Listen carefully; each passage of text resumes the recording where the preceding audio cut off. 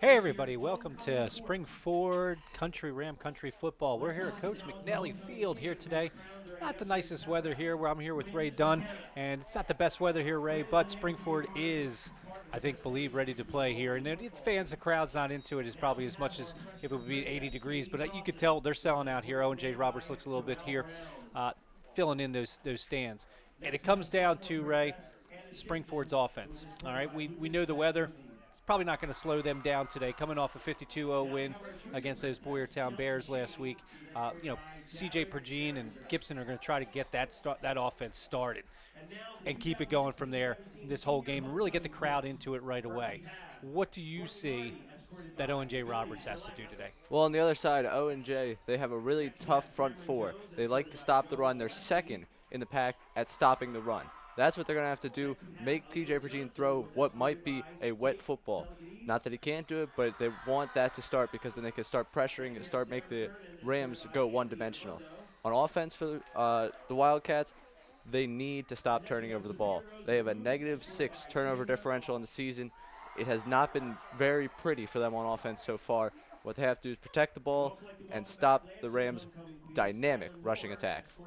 I totally agree with you. And we're going to see that dynamic attack when we come back live.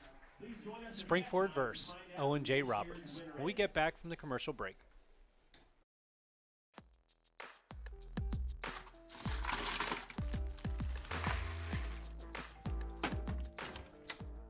Thank you.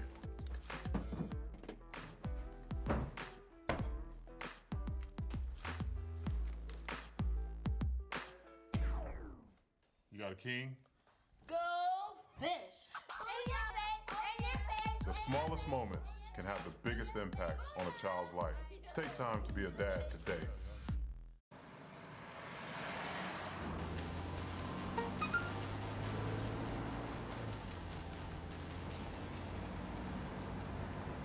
The average text takes your eyes off the road for nearly 5 seconds.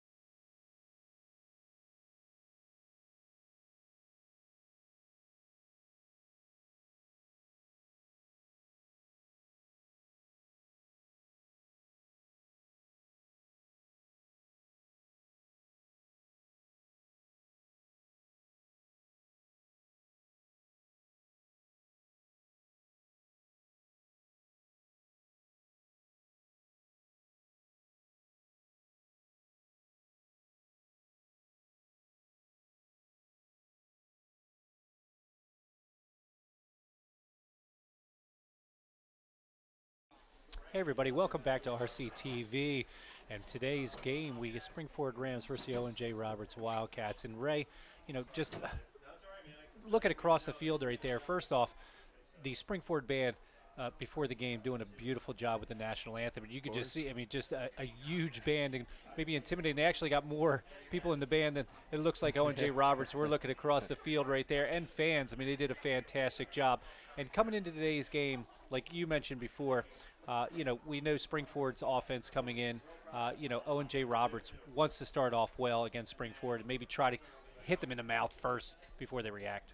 What Spring-Ford has to avoid today is a slow start. They've had a few slow starts this season.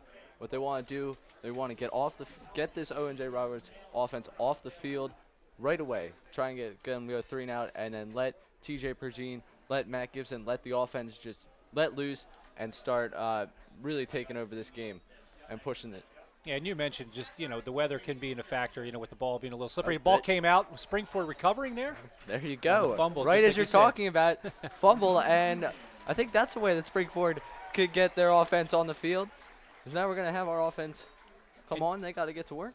And you talked, Ray, right before the game, that one of the big problems with Owen J. Roberts was turnovers. And what do they do right off the bat? Right off the bat. There we go. Just a I turnover. think we've done a good job so far. Yeah, so like you said, it looks like Spring-Ford here.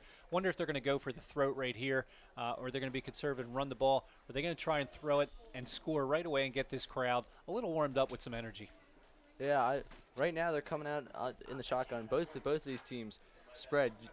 Usually run a spread offense, which features the quarterback in the shotgun a lot. Yep, Pergine in the shotgun yeah. here. Oh, it goes with a handoff of Gibson. Oh, beautiful spin. Missed tackle there, Ray.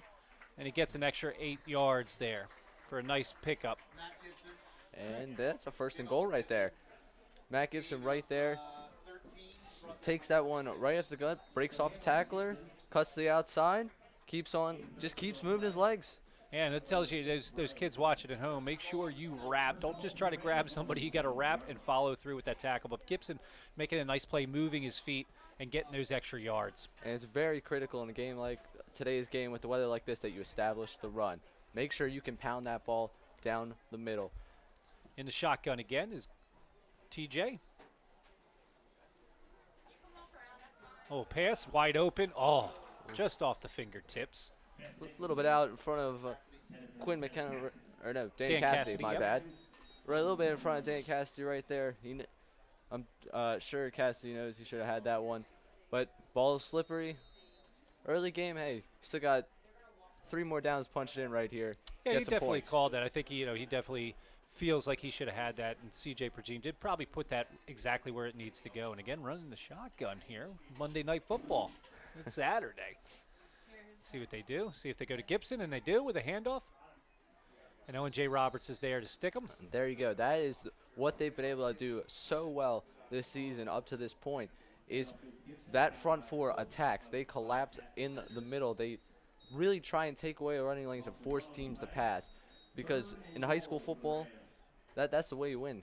A lot of the games are won right in the trenches between the defensive and offensive lines. Yeah, as you said, I'm looking right now. Jake Puderak and Eric Levon and Blake Fesmer all well over 200 pounds. One being 290, Eric Levon. Just really clogging up that hole. In the shotgun, looks like a pass. Oh, he's got the whole lane. See what he does here. Hold on to that football. And he did. And he did. That was a good play right there by Pergine. Sees nothing's there, tries to take off, make something for himself. Now they got an interesting decision coming up here. 4th and goal from the 3-yard line. And it looks like they're going to go for it here. Why not? Yep. Try and put pressure on Owen J. Roberts early.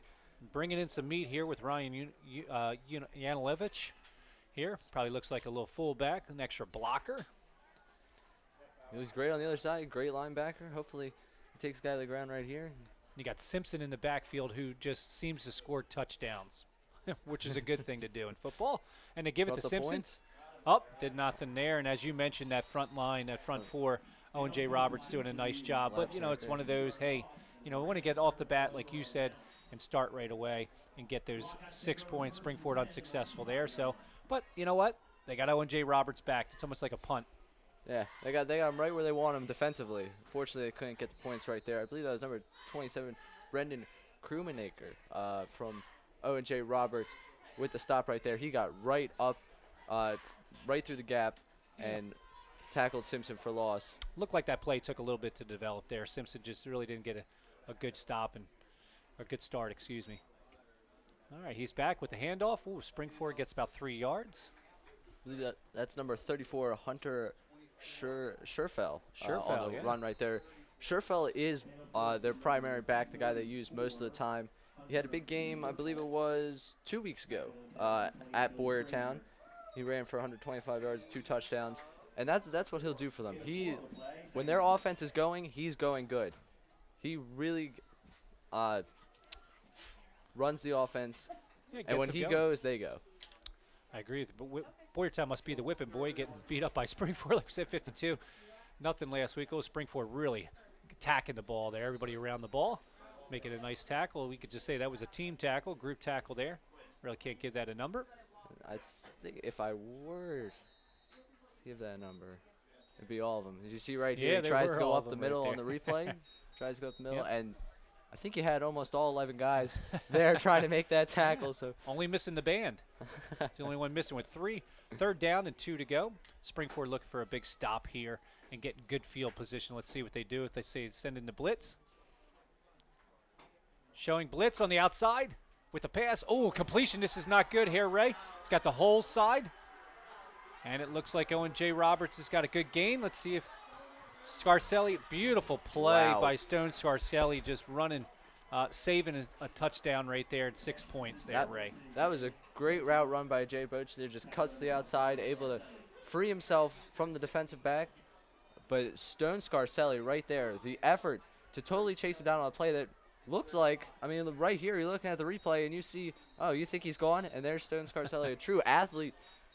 There's that track Sprinter. speed. There's Yeah, that track speed. That is that track speed. I was actually talking to him in the weight room the other day, asking if I could beat him in a race, and as you can see from that video, I can't. Oh, the handoff, a little sloppy handoff, but they got him in the backfield for a loss with a beautiful tackle there.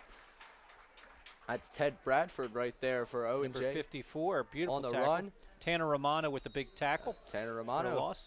Another tackle closer to his brother's record this season. I believe his brother's record was 19 tackles for loss in the season. Tanner is now at 18. That'd be fun at dinner time talking about that. Whoever's got the record right, Mom's got to stop that fight. I'd like to be there for that. All right, Owen J. Robert pushed back 2nd and 19 here. They took out Ted Bradford, the running back from that last play.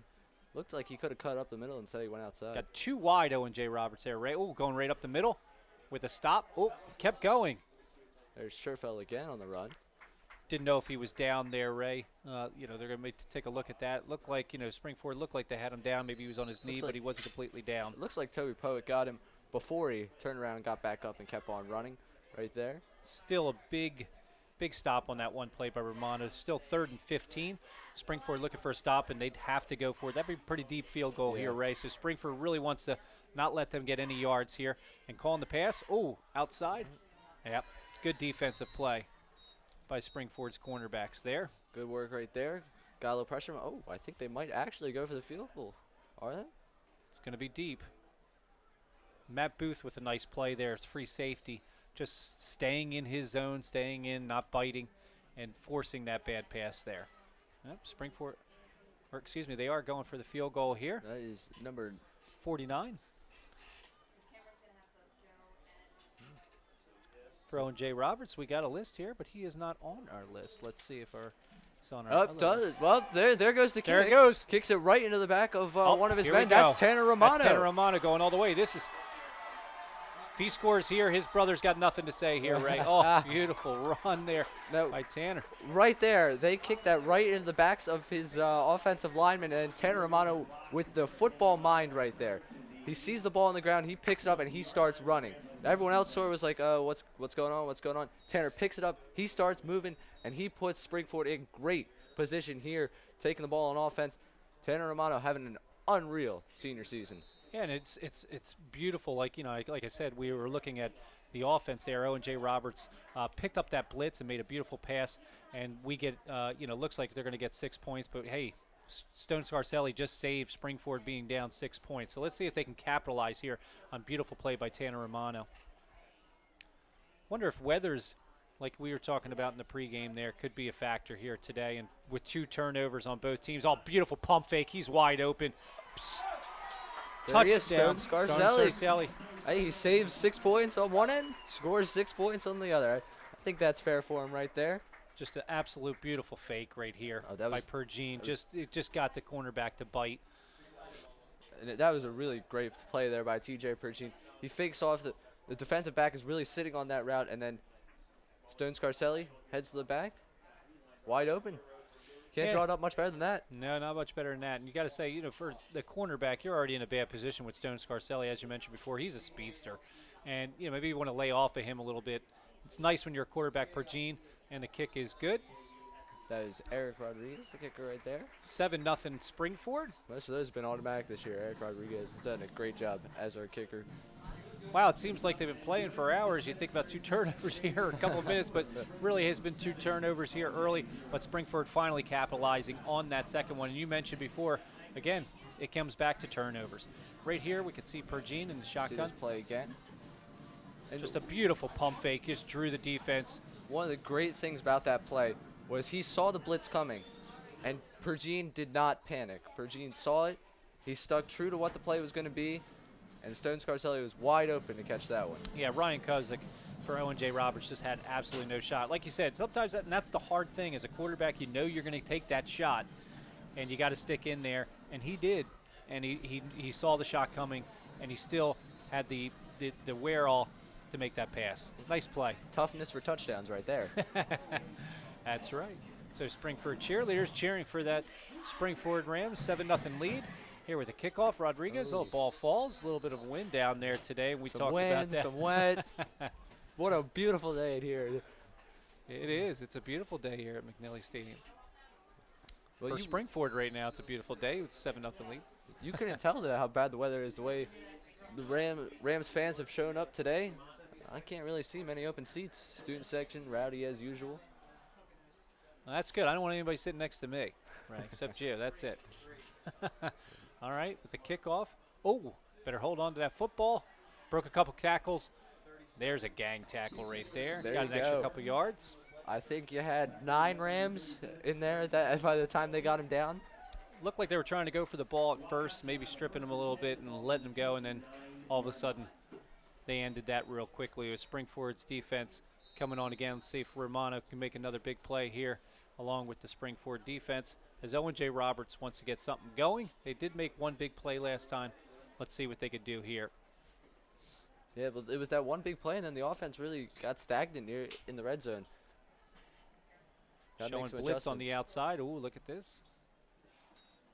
Chopping back. Little 4-yard gain there. Hunter Sherfield again on the run right there. And as you said, that's probably what they're going to try to do, Owen J. Roberts. Maybe, with the weather and the passing game's not their strength. They're going to try to use as much clock as they can to keep that Spring-Ford offense off the field and just run the ball.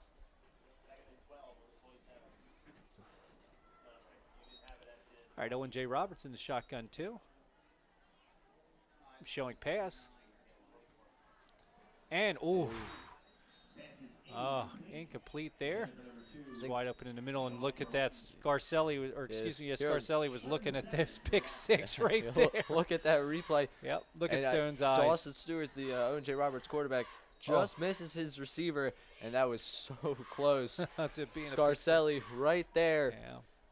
Just went by him. Nice job staying in the zone, and sometimes that's very difficult for defenders. They just they want to get out of that zone and You try wanna to get make a that big ball. play. Want to make that big play. And he almost did right there by staying in the zone and staying home. All right, Spring-Ford, here we go. Owen J. Roberts in the pass again. Shotgun coming from the outside, a blitz. Oh, big hit. Nice hit towards the end. Knocked the receiver out. But that's one of those plays where the receiver goes back to the quarterback. As you see right here, Stewart led him a little far over the middle, and he took a shot right By Dan there. Cassidy. Dan Cassidy saw that all the way and lit him up. Oh, yeah. Sure his parents like that. Maybe get an Sure, extra everyone on the Rams slice. side really liked that one. Yeah. Well, yeah. Making sure Sure they that did. nobody gets a first down on his watch. All right, big kick. Ooh, hikes. Oh, a little bit of a sideways swindle. Oh, what a beautiful bounce. Rolls right there. Oh, it's going to the outside. Oh, Matt Gibson just will not go down. No, he just keeps moving his feet. He really does. He does a nice job with that. He takes those short, choppy steps, Ray, and just keeps moving. And when you're doing that, it's hard to knock him down, especially because he's moving. You can't take him down low because you can't get to those legs. They're moving. And even if you go down, you're falling forward. One of the best things you can do as a running back is fall forward. The guys who give up and just sort of take the hit and go down, you get X amount of yards. When you fall forward, you get X plus 2 or something like that. I feel like I'm doing math up here. Yes, they do. All right, Spring-Ford almost starting at the midfield there, about a little after 45, about the 46-yard line. See what they do here. 3 receivers on the near side. Wide. Yep. Dropping back. Oh, fumble on the snap. Oh, wide open there. Oh, my gosh, nobody there. And there goes Cassidy for 7. You're not going to catch him there, Ray. Just a beautiful pass up the middle. And I don't know if him dropping the ball caused those linebackers to come in a little bit and actually caused Cassidy to be a little bit more open. Jumped up, and they thought they were going to have a turnover, get the ball back right there. But TJ Pergine right there, really keeping his calm. That's twice now. That's twice. The first touchdown, he was getting the blitz, kept his calm, threw a nice pass right there. The guys are coming. They saw the ball on the ground. They want that ball. Finds Dan Cassidy, who fit right into the zone right there perfectly. Yeah, definitely. Definitely. Rodriguez with the extra point. Definitely good. Up 14-0 here. No. Oh, they say no good. No. Look good from here. All right, but 13-0 at the still at the 5:19, and you can take a look at this play here, Ray. Just a beautiful play. Like I said, he took his eye off the ball. I think he started to look past first, but he recovered beautifully. You and can see, I believe, number Cassidy. 14 and number 22 on Owen J. Roberts Stewart. move up when they saw the ball hit the ground. And in that moment when they froze, Cassidy ran to the spot. He got right where he needed to be, made that catch, and he was off to the races. And while you're taking another look at this right here, Ray, you got to give credit to the offensive line here. Look at this. Nobody near PJ. And just a beautiful – and look at the speed. A nice blocking by Stone right Scarcelli. Just having a heck of a day today. Look at that, 2 blocks. That's what's fun about football. Till the whistle blows, you get to hit people. And he took full advantage of that. Wind blowing the football off here on the kickoff again. Let's see where they kick it this time. We went center last time, and it keeps blowing off. Wonder if they're going to try to have somebody hold it here, Ray. Hold it. They will. Yes, they will. That'll be Hunter McLean helping out on special. Oh, never mind, not Hunter McLean. Mason Green going to hold the kick for us. All right. Let's see if Mason Green has all fingers after this. Remember that as a kid, it was always a scary thing. Always got to with take your finger off. Yeah.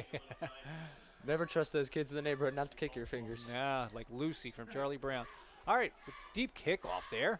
And Spring-Ford getting down there in a hurry with a beautiful coverage there, Ray.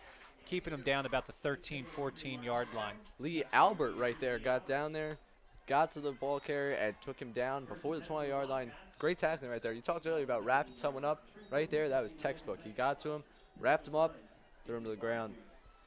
And you talk about textbook, I mean, just beautiful kick by Rodriguez going deep there and towards in the corner, and Spring-Ford using their speed and getting down there for the good coverage and putting him again in deep position, deep downfield, and good position for them if they can make a stop. They've had the ball now 3 times. They haven't started anywhere past their 20-yard line yet. So. In the pass again here. Unbelievable. Flags, laundry on the field. Looks like movement. Believe Owen J. Roberts is going to get pushed back. False start. Yep.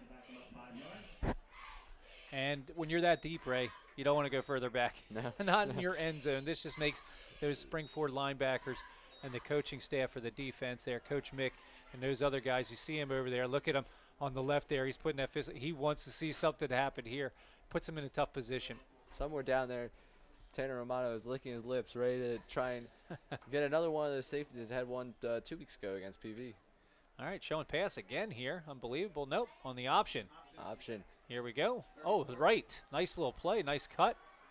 Quarterback making a nice play there, holding it just the right time. Dawson Stewart, their quarterback, is an athlete. I went on checking his Max Preps account last night. He doesn't just play football. He's on their basketball and their baseball team. He's an athlete. He's going to move around. He's not just sitting there back in the quarterback making throws. He can move, and right there, Spring-Ford respected that, and they ended up tossing that out to Hunter Scherfel again. And again, the selling of that point is you know you're going to get that hit. And he waited that last second, and Spring-Ford bit and got a little extra yards on the outside. First down and 10. Ball in the 35. Owen J. Roberts. Oh, he steps back. Saw something he didn't like. Changing the play. A little audible here. Looks like a pass here. Spring-Ford down the sidelines. Oh, he's got him right there. Oh, got to wrap him up. Oh, carrying the ball out there a little bit. That was a little risky right there by Stewart carrying the ball like that. Tanner Romano, I believe, got his arm around, almost swatted that ball out. Yep, Ryan Yanilivich abusing that name right there with a nice play, and Spring-Ford just all over it. There on the tackle. So a nice play. All right, second down at 10. Did gain some yards there, but no passing play was what they want to do. It looks like they're showing a shotgun again, a passing play. They got 3 wide to the right. Again, gives his directions to his center.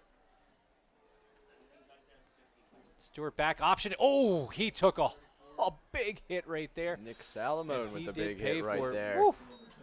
Salamone just crunched him. Moving a little gingerly at there, this- Stewart. Watch this play Look at here, this Ray. again. He's coming right off the edge on the far side, and he saw Oh. no one was stopping him from getting to that quarterback. He just hit him square there, Ray. It's just an unbelievable play. And Tanner Romano was there. If he knocked him back the other side, if he didn't release that, Yeah. he would have been a sandwich. Matt Booth right there, the good open field, pushing the running back out of bounds. Third down, 4 to go here. We need to hold him. Spring-Ford needs to hold. Oh, steps up in the pocket, nowhere to go. Beautiful coverage by the D-backs there.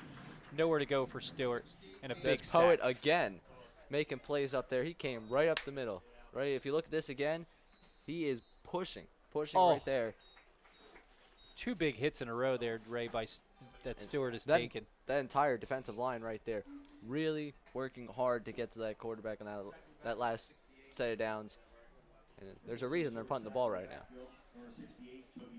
All right. Ooh. He got a much better kickoff that time. It's going to take an awkward bounce.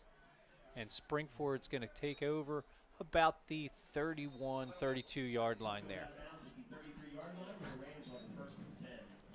All right, Rams coming out with the 1st and 10. And again, they striked real quick twice there. 2 big passes there off of a fumble.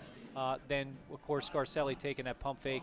And then again, we said that Cassidy making a play. You know, basically TJ fumbles wide open, takes it 60-plus yards with nobody even touching him. Spring-Ford wants to keep that on. Then the Wildcats are really reeling if you hit them right here. They're already down 13-0 early on.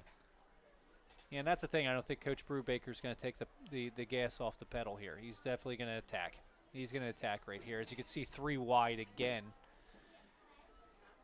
for Spring-Ford left. And you can see those D-backs for Owen J. Roberts. Oh, inching back. Oh. That was a good play right Yeah, it there. was a beautiful Defensively, play. Ryan Kuzik of Owen J. Roberts right there sniffed out the screen, and he gave Scarcelli a big hit.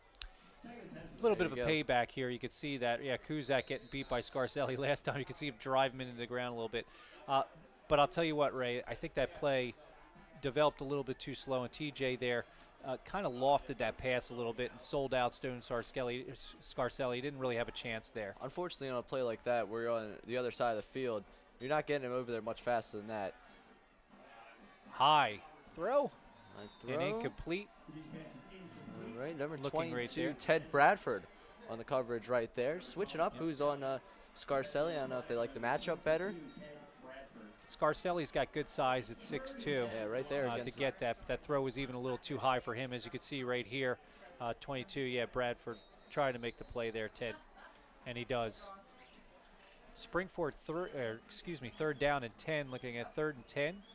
And again, they're pretty deep back. I'm sure they want to get at least some yards here, so that if they do have to punt, they push Owen J. Roberts back a little bit. Oh, there he is, wide open. Oh, pick. Oh, he throws 7.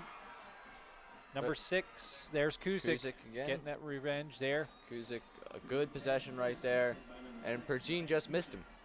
He just missed him. It was a little behind him. Look at the play again right here. Yeah, it looks like he He's- forced this a little bit here, Ray, as you can see. Third down, trying to get something going. Yeah, he He lofted throws it, and he just throws a little behind him, Yep. a little behind Matt Gibson, and it happens. Yeah. And it was definitely high. It looked like it didn't come out of his hand smooth, and it lofted a little bit, and that gave the defensive back a chance, Kuzik, to make a nice play there with the picks, the pick there.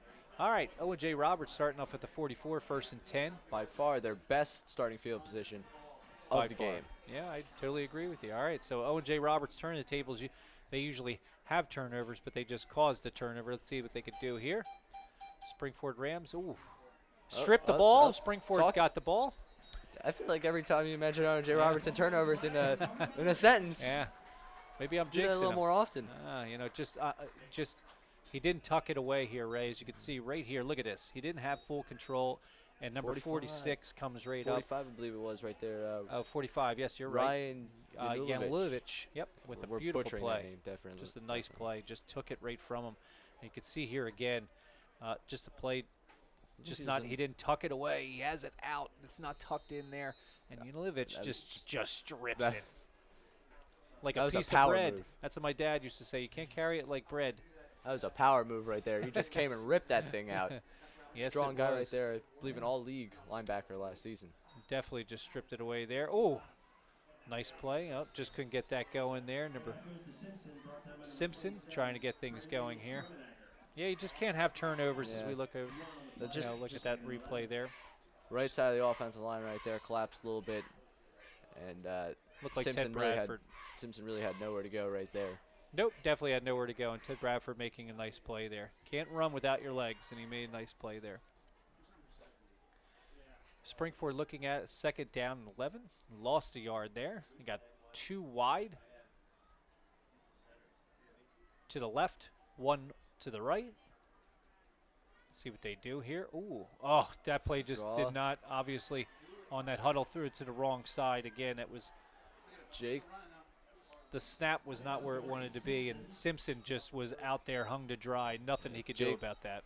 Pooterback right there, coming in, and you see right here he comes in unblocked.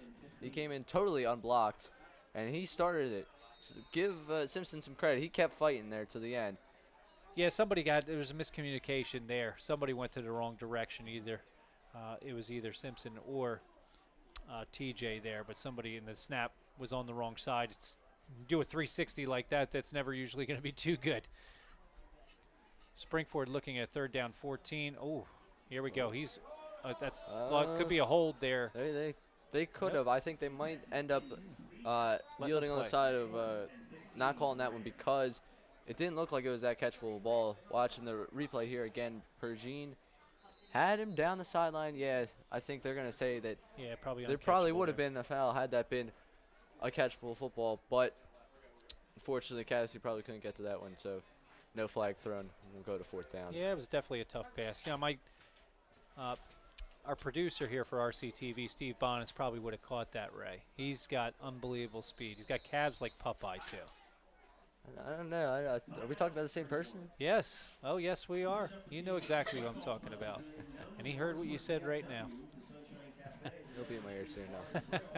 All right, Spring-Ford looking to end that quarter with on a high note, but it looks like we'll see if they get the ball back. But Owen J. Roberts trying to get their first strike here with a nice defensive stoppage here with 13-0 lead, Spring-Ford. We talked about, before the game, and you talk about sometimes in this kind of weather, the weather sometimes is a factor. And so maybe it is, maybe it hasn't.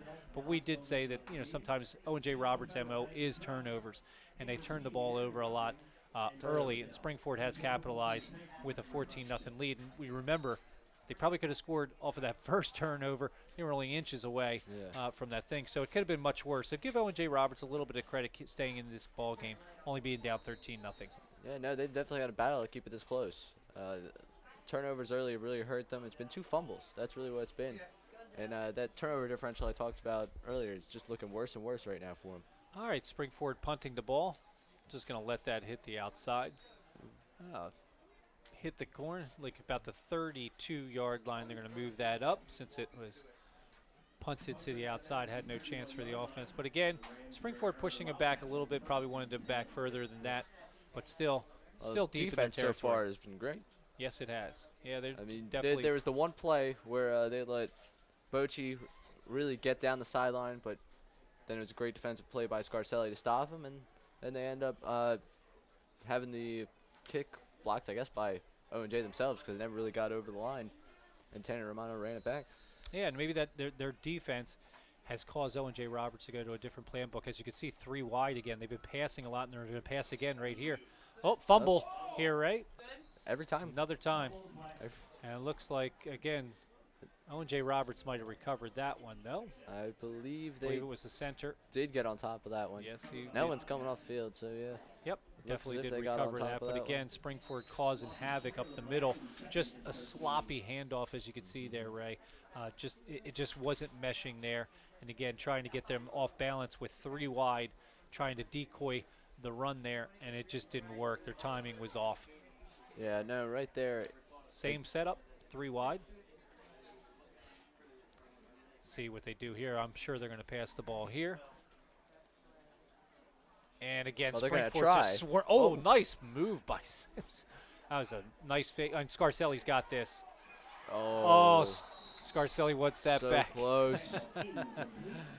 Yes, he definitely wants that back.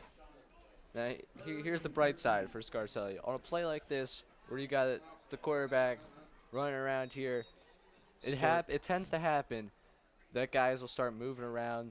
The defense might lose someone. Right here, this was the guy right here that if they were going to lose anyone, it would have been Sean Perwetsky. Yep. That they would have lost. He was the one trying to break away. Scarcelli read that. He stuck with him. And that's the way Owen J has had most of their big offensive plays passing the ball this year. It's been on plays where Stewart starts moving around and the defense starts breaking down. It hasn't really been on set plays. So right there, that was a great job by Scarcelli. Unfortunately, It not didn't get work there. out for him. And Owen J. Roberts taking a timeout to kind of discuss things. And, you know, as we were saying, people saw in that last highlight there. But Stewart made, you're a little young about for this there, Ray, but it was a Randall Cunningham-esque kind of play there. Just 2 beautiful spin moves, but then he kind of made a mistake with that pass, throwing it probably not in the wisest section with Stone Scarcelli there. And here we go. Let's take a look here, Ray. And like I said, here comes that Randall-esque kind of move. And I'm sure you don't remember Randall, but look at this. He made a nice little pump fake. It was clogged, nowhere to go, and he makes a beautiful move right there to get away. And this is he rolls out, and his only chance was right there, and he just lofted it. And Scarcelli almost made a beautiful play. You got away with a mistake right there. That throw right there was a mistake. Probably should have ran the ball. Could have ran it, could have thrown it away. He had plenty of better options to do right there than loft one in the direction of Scarcelli. Yep. Oh, with a screen play. And Spring-Ford just all over that. Beautiful play. Right there. I believe that would be Ryan Nulovich again. Looks like James. Up. Yep. You're right with that. You got there. Scarcelli helping out. I believe that too was Cassidy. Brandon O'Malley, number 60, with a beautiful play. They're doing a good job over there. A lot of them getting over there. Or Toby Poet, it might be Poet, who made that last play. But they just didn't bite at all, Spring-Ford's defense, and they're just giving him nothing, and kind of causing Owen J. Roberts, to be out of. They have no rhythm right now, their offense. And we end the quarter here with the Rams 13, Owen J. Roberts 0. And like I was saying here, Ray, it could be much worse than 13-0 at this point. It could have been a lot worse. It could have been a lot worse for this one. Oh, a lot worse. Yeah, and to be 13-0, and like I said, Owen J. Roberts really hasn't moved the ball at all right now. All right, when we come back at commercial break, we're going to have the second quarter, the Spring-Ford Rams versus the Owen J. Roberts. Why is my son having trouble in school? Finding lowest airfare to Istanbul. No, I'm tired of fighting with my son over his homework. Home Walk Restaurant. Need a review? No. He's smart, but his mind wanders. 7 Wonders of the World. Why don't you understand me? I do. I was trying to show how Connor feels every day. Redirecting to understood.org. Join parents and experts at understood.org, a free online resource about learning and attention issues to help your child thrive. So good to see you guys. So, what's up? We finally bought a place. Holy cow. You seriously have enough saved to do that? We've been putting a little aside each month. Jeez, at the end of the month, we have nothing left to save. Yeah, I have no idea where it goes. Well, you're spending a lot on... Is it good? Oh, God. Oh, how is my account overdrawn? When it comes to financial stability, don't... Hey everybody, welcome back to RCTV. We just missed a little bit of a kickoff there, but Owen J. Roberts did. But we had Matt Gibson returning the ball, basically calling for the kick right there, with Spring-Ford taking the ball at the 48-49 yard line with 13-0 lead here. What do you see, Ray, as Spring-Ford's done to get that commanding lead? Well, Spring-Ford, they've really stuck to the script. They established the run early, and then rough start to this drive, but they established the run early, and then they started. TJ Pergine and Stones Scarcelli hooked up on a touchdown, and TJ and Danny Cassidy hooked up on a touchdown. So they've been able to establish the run and then use that to get the passing game going. Now, speaking about running, CJ couldn't run right there. Pergine from the Owen J. Roberts defense. It took a big loss. Tried to get rid of the ball, but grounding. And actually, they did give him that. All right, so he was smart enough and able enough, athletic enough to get rid of that ball before going down, saving a big loss there for Spring-Ford. 2nd down and 10 here.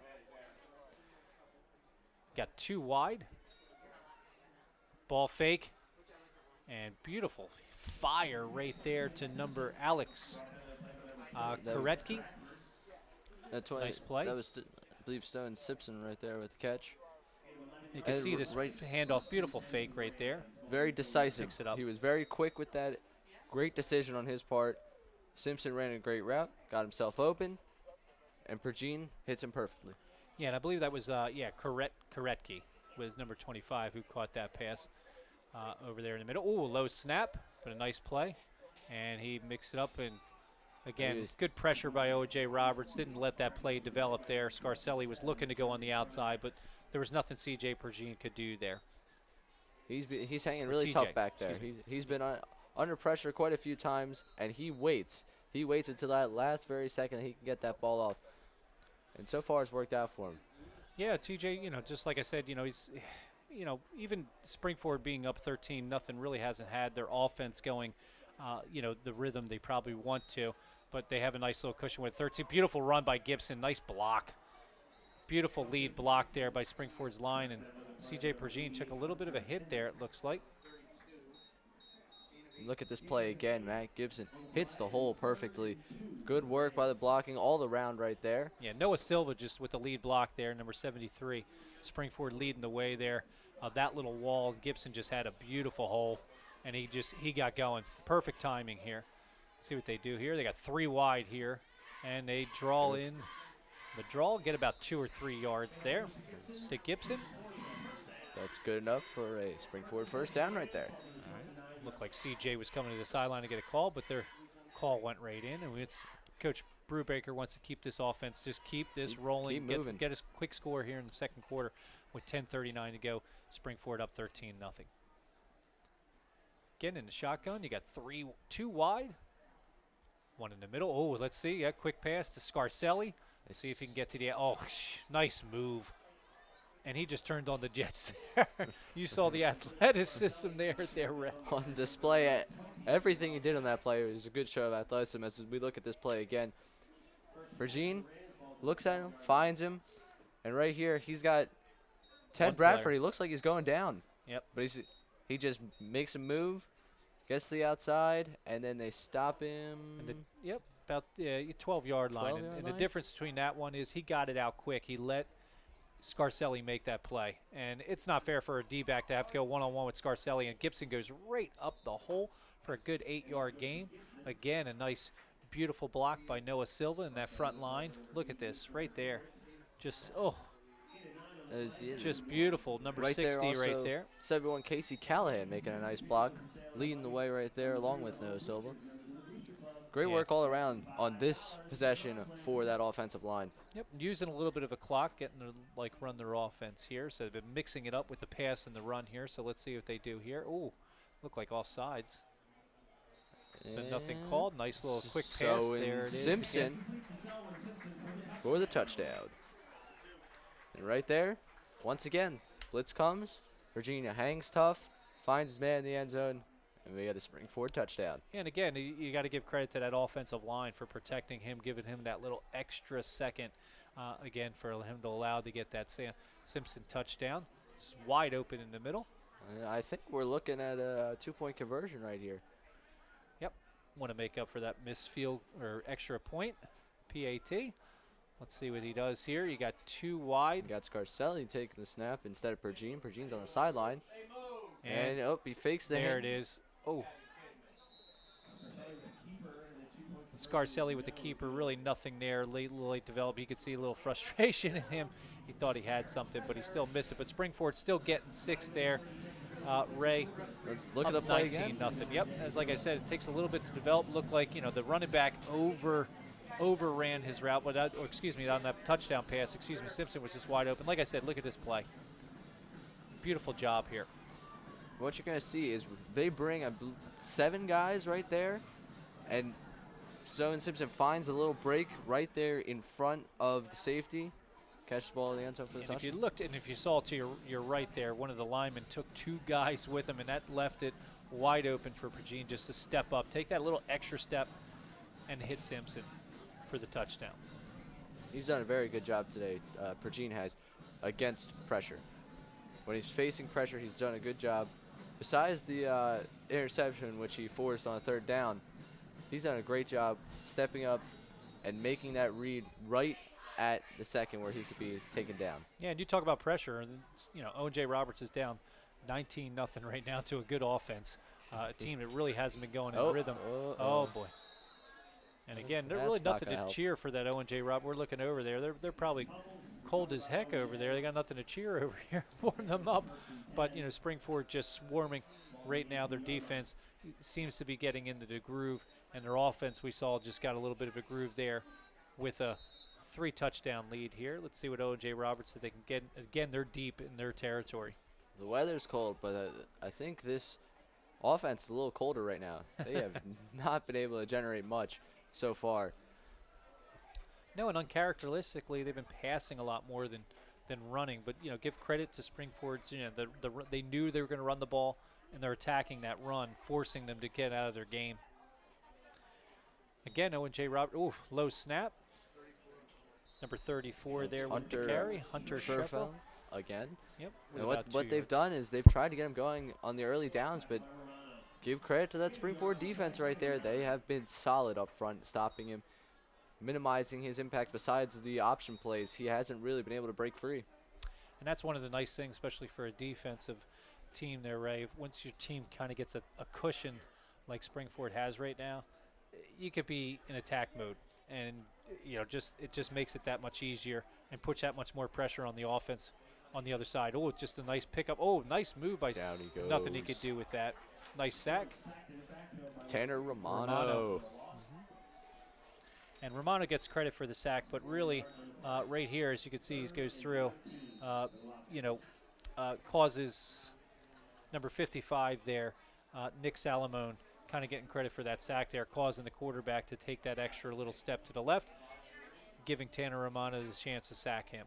Nice play there, both defensive ends. One of them was going to get him. Yeah, both of them have been excellent this season. They've both been very good at generating pressure off the edge. You look at how far they can split them out and yet still cover the middle.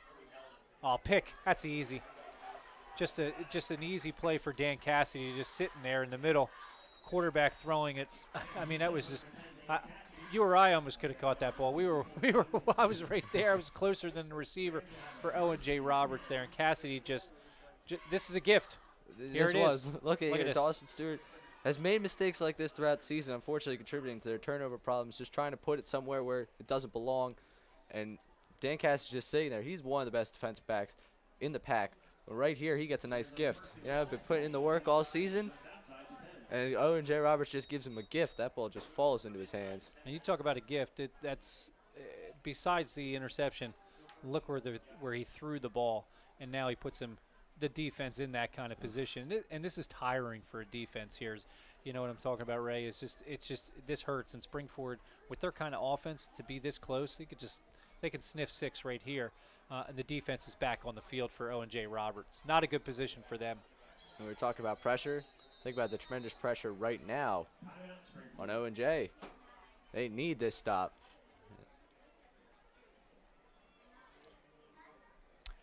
Well, like I said, you know, we're going to go to a commercial. When we come back, RCTV, we're going to come back and see what those Spring-Ford Rams, see if they could punch it in with a 19-0 lead over Owen J. Roberts here at McNeely Field. We'll see you after the commercial break.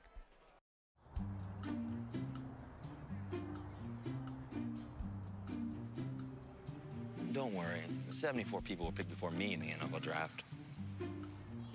To fight childhood obesity, United Way and the NFL are helping kids play at least 60 minutes a day. Okay, time for the team obstacle course. Yay!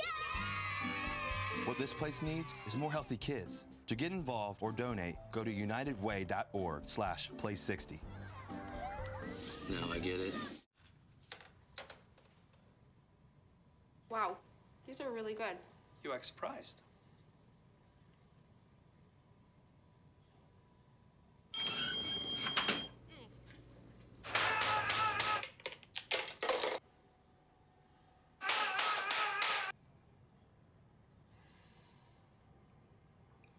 Practice makes perfect. You don't have to be perfect to be a perfect parent. There are thousands of teens in foster care who don't need perfection. They need you.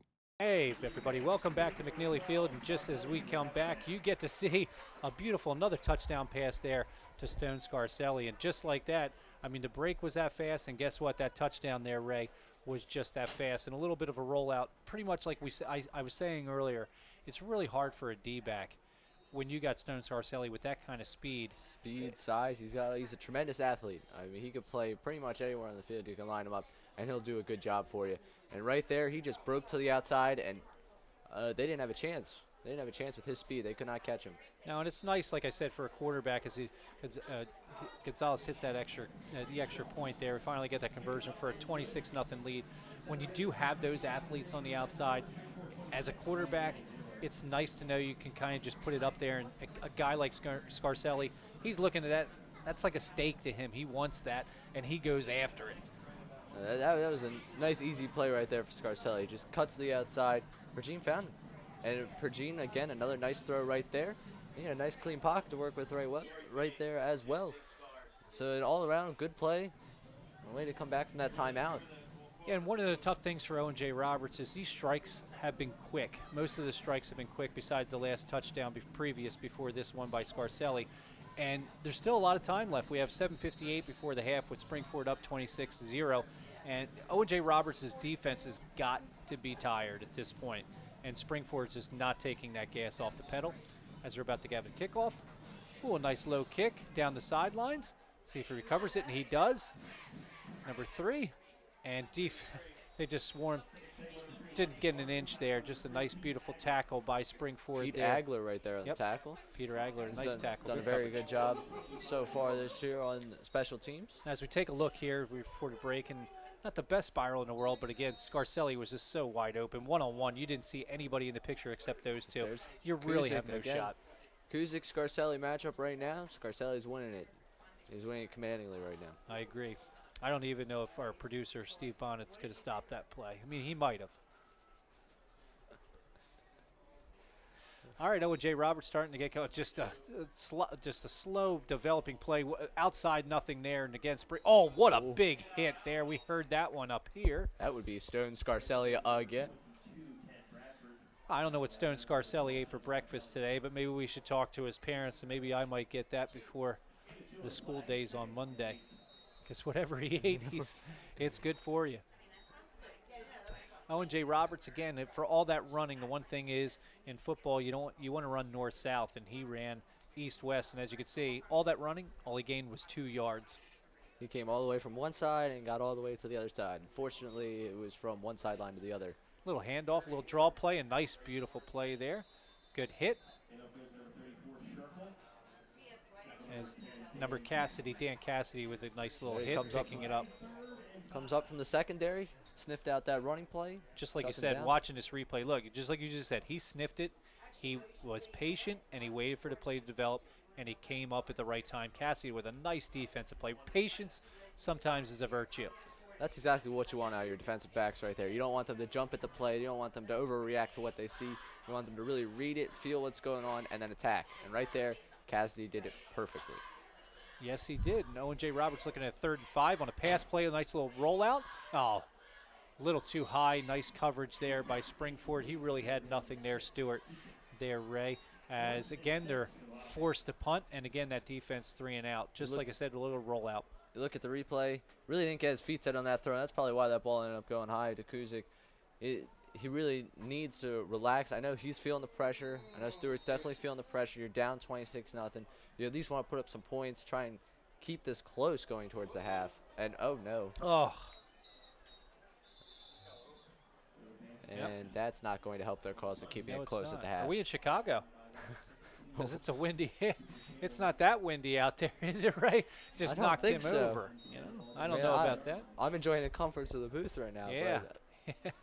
But, you know, obviously Spring-Ford's going to capitalize on that. You can kind of see, you know, you hate to say the word body language, but I'm looking at the body language of this Owen J. Roberts defense, and it's like, can we get a break here? I mean, you just keep giving them the ball at the 5-yard. They're basically playing goal line here, Ray. It's like playing in the backyard. This is goal line, and against this offense, it's like playing on the side yard where you're like about 10 feet from each end zone. Yes, it is. It's pretty much an easy play. Oh, Gibson with the fake there. Oh, they read that and the fumble. And it looks like Owen J. Roberts recovered. Sometimes it doesn't cost you to get cute. Did he 54 miss? Now he recovered. 27, I believe, for Owen J. Roberts. I think they missed it.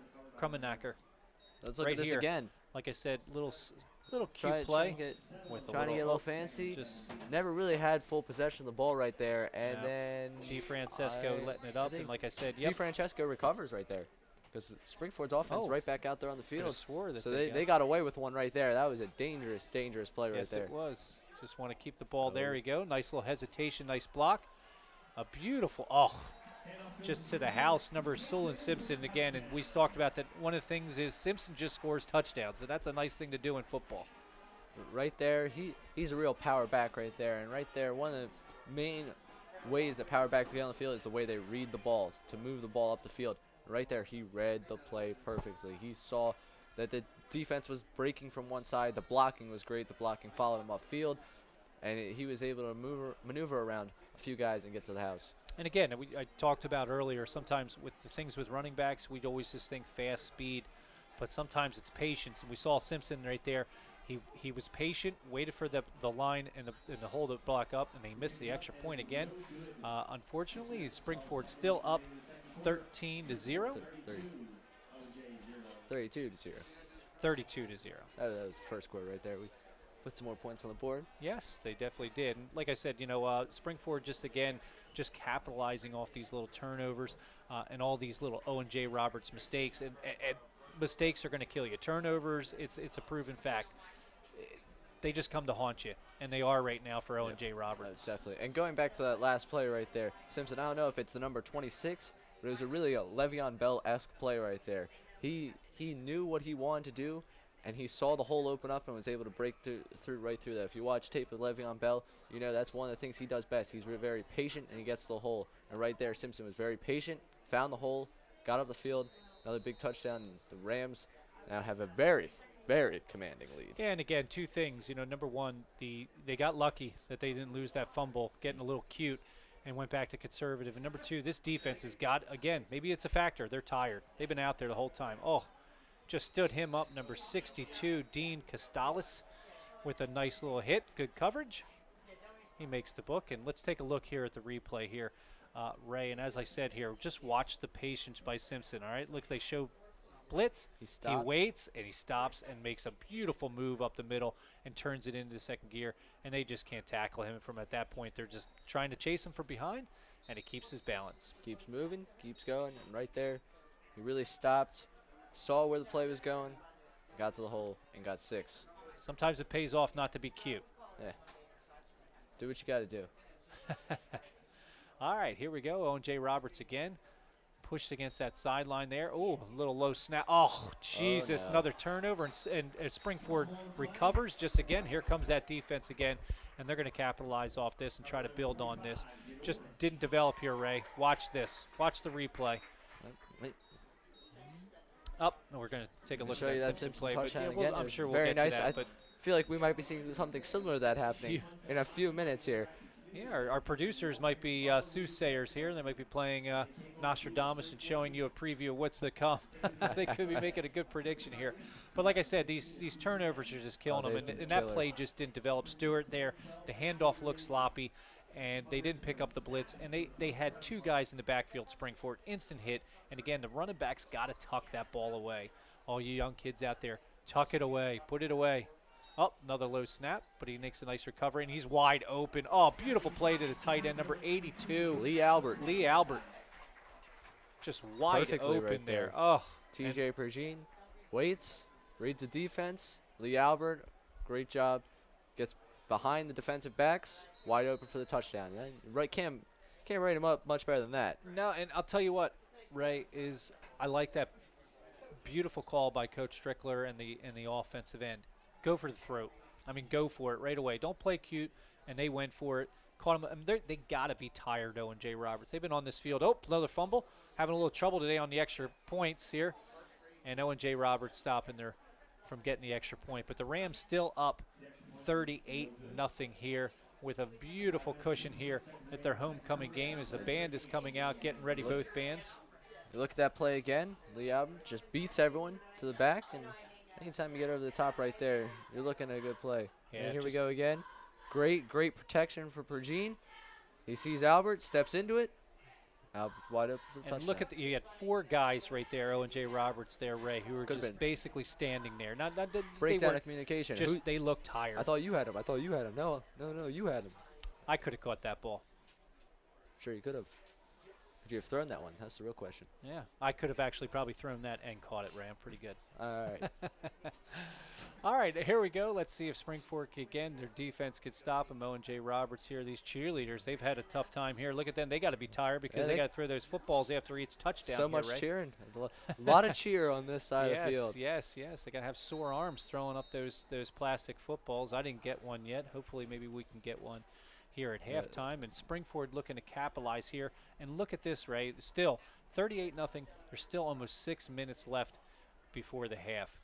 It's been the turnovers. That's what it's really come down to. Owen J. Roberts really hasn't been able to sustain anything on offense, and the turnovers come back to kill you. When you give it to the other team 20 yards from the end zone, it's always going to come back to haunt you.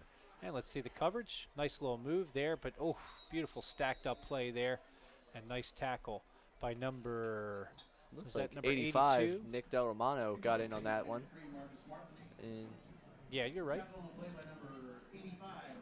Nick Delmer, yep, Del Farmer, you definitely called that. All right, Mr. Miscavige confirming that one for us. Yeah, it was nice of him to help out up here in the booth. All right, and again, Spring-Ford's got them in good position. Owen J. Roberts again does not want to turn the ball over here and give Spring-Ford another chance here. So let's see what they do. I'm thinking they're going to be conservative here, Ray, and try to run the ball here a few times and not put the ball into the air. Let's see, and I did make the right call. And again, big hit there on the sidelines. Nice hit by Romano there, Nick Salomon with a big hit, letting his teammates know he could tackle. Yeah, look at this play again. And we talked earlier about going east to west. He had nowhere to go north and south, tried to bounce it to the outside, and he had nowhere to go there. Just a great defensive play all around for the Rams right there.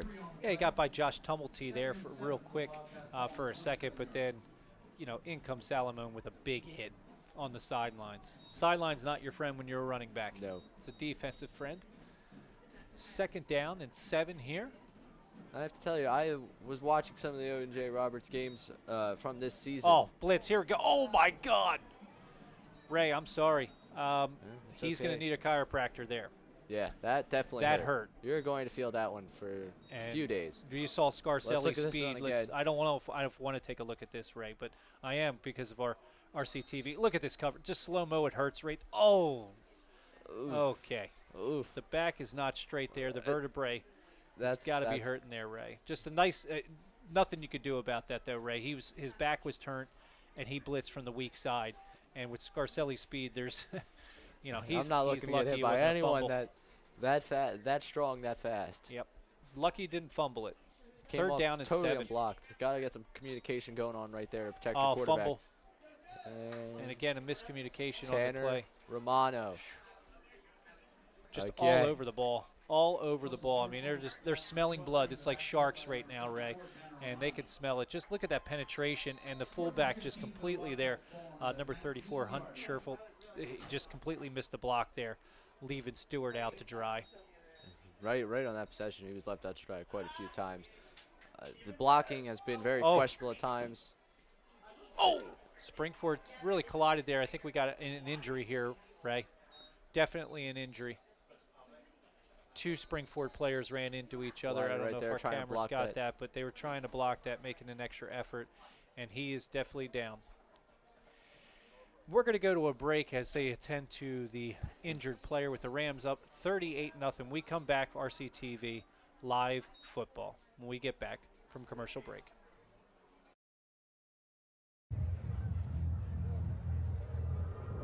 Looking for these?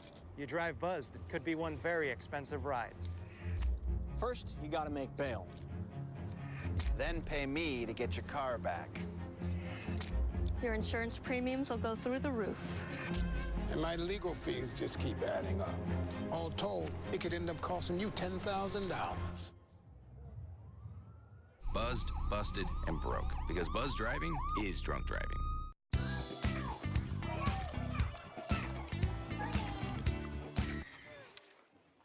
Looks like it's done.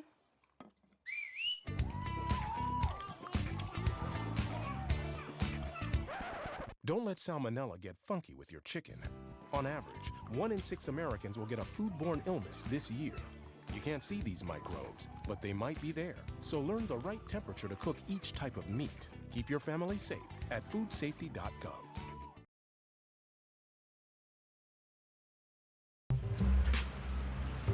I'm one unlucky guy. The chance of being involved in a robbery is 1 in 757. The chances of being struck by lightning. 1 in 750,000. Please fasten your seatbelts for unexpected turbulence. The chances of being a victim in an airline crash? 1 in 29 million. Hey, could I get some peanuts? The chances of being involved in a car crash are far greater than lightning strikes and plane crashes. And if you are texting while driving, your risk of crash increases 23 times. Now, I may be an unlucky guy, but I don't have to be part of that statistic, and neither do you. Drive responsibly.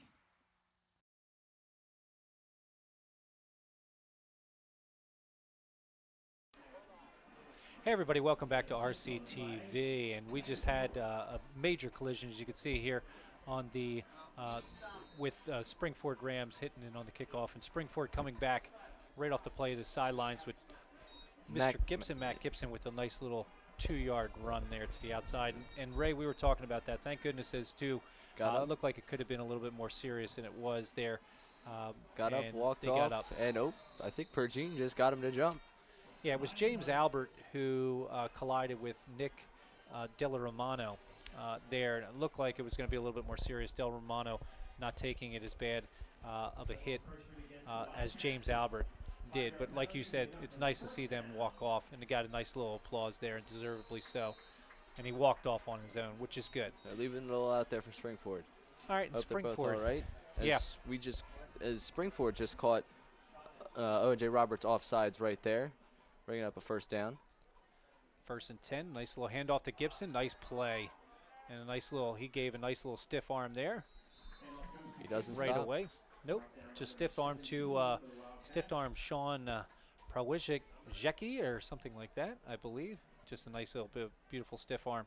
Getting a little extra yards there. As you can see right here. Look, just threw him away. Like Barnacle on a boat.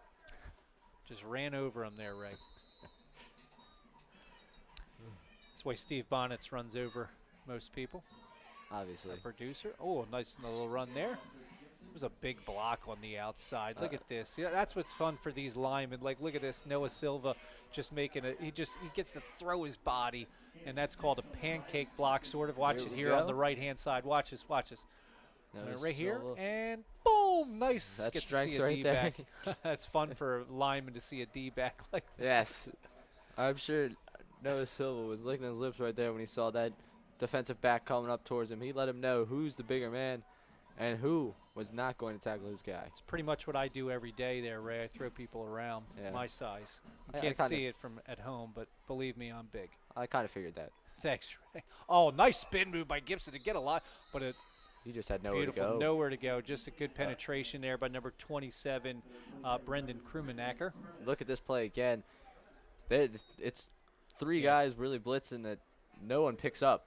And even if he beat two of them, there's still one more to deal with. Yeah, it was dead before it even got started there. Number 78 there getting the penetration there. And then Krumenacker coming up and just finishing it off. All right, let's see what they do. 3rd and 9 with a 38-0 lead. I think they've got 3 wide here. It's safe to say they're going to pass. And let's see what they – ooh, big drop back. Oh, he's got the whole side here. Look at all this time. Looking for someone he can't find. And he's just going to make it barely low. About 3-yard gain there. It looks like they're going to send in the field goal unit. Right there, that was a smart play by Pergine. You got the big lead. You don't see anything. Just try and get what you can. Don't get yourself hit. Just get out of bounds. Let the field goal unit do what the field goal unit does. Yep, and let's see. They've had a little trouble with the extra points here today, the points after, and let's see if they can get this field goal right away. You hope to God that they don't run a trick play here and do a sneak and go for the big points. Let's just be conservative and kick those 3. You don't want to rub it in too much. Hopefully, Coach Freebreaker, let's see, get that settled. And that kick looks a little wide to the right. No good. Again, it just hasn't been that It's just been a rough day for them today. Yeah, it has. Special teams wise. Well, kicking the ball, special teams wise.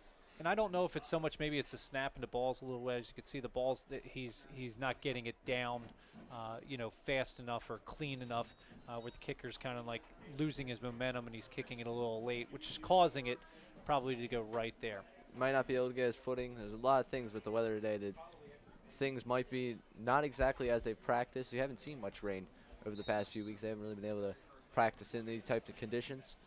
But, hey, when you're going to have one of these days, today is a good day to have one of those days because the offense has been producing points left and right. I was going to say that. Just you stole my thunder there, Ray. They really probably technically didn't need those 3 extra points. I think they're pretty good right now with a 38-0 lead against Owen J. Roberts here. As Owen J. Roberts is in the shotgun again. Again, it looks like they're having trouble getting their plays going and these low snaps continuously as they run the ball right up the middle. And actually a pretty good gain for about 5 yards there. That sure fell again. And I think that's the longest run he's had. Aside from those options, I think that's the longest actual handoff that he's taken. As you look right here, he gets the ball. Scherfeld just finds the hole, cuts up middle. It's a good read by him. Good blocking all around.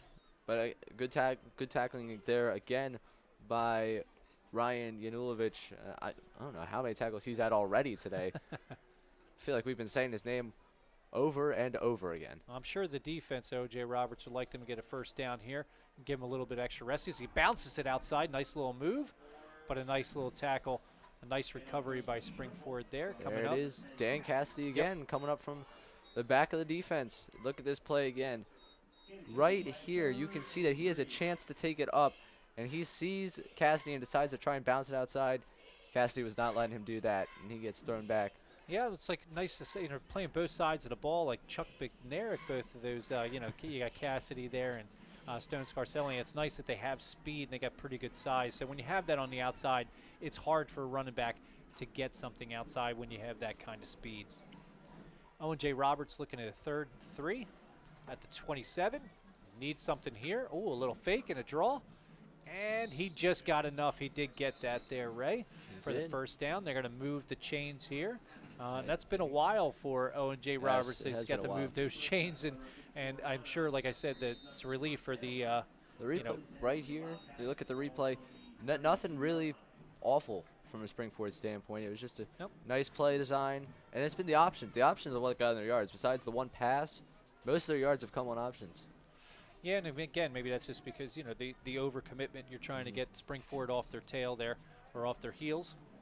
Let's see what they do here at 1st and 10 at the 32. They got to start moving. They only got 40 seconds left in this half. Yep. Oh, nice little extra play there. He really pushed the pile himself there. Scherfeld followed forward right there. We talked earlier about running backs that fall forward. You gain extra yards right there. Right there, he absorbed the hit. You see him coming up the middle right here, and kept moving. Actually, he ran into his own guy. Yes, he did. He moved the pile himself, and as you can see, Scherfeld's kind of like he's a big fullback, kind of built like a cannonball, and they're going to make a pass here. Ooh, up the middle. Oh, nice little stick right there. There's Kusic. By number 45. Yes, sir. Kusic with the catch, and I believe that's Yanulovic. Yep. Again. Yes, with a big hit, having a nice day at homecoming. See, and as you said, 6 seconds left. I don't know if they're going to get this play off here, Ray. And I don't think they are. They got to get here just end the half. They barely do. And here's almost made a beautiful play as Spring-Ford thwarts that attack. Lee Albert on the coverage right there. I don't understand the play calling there at the end of the half at all. It was a little etchy, but still, Spring-Ford's going to take it with a 38-0 lead. And when we come back at halftime, we're going to bring you second half football here at RCTV. But first, we're going to stay right here at RCTV, and we're going to find out. It's homecoming here today, Ray. And guess what? And when you get homecoming, guess what you need at homecoming? There's one thing that's probably most important, second to the game. Do you know what that is? Would it be the homecoming court? It would be the homecoming court. Right. Who's going to be the homecoming queen? All right, it's probably not going to be me today since I'm up at the booth. They probably would have let me know, or you. I don't know if you're leaving, if you're going down, or maybe it's our producer Steve Bonnets. But we're going to find out who it is as they come out. All right, so we're going to go to commercial. And guess what? When we come back, all those answers are going to be answered. Who is our homecoming queen? When we get back at RCTV. See you after the break. They said a bottle was just a bottle.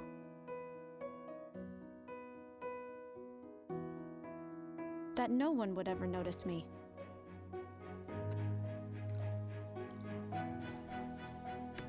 But I knew I could be more. That one day, I would make people smile.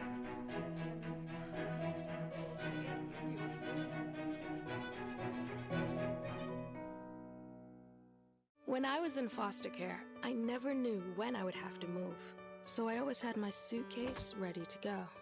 Then one day, I was adopted. My new parents opened their hearts and home to me. My parents cook my favorite breakfast for me every morning. My parents take me on trips I never thought I would go on.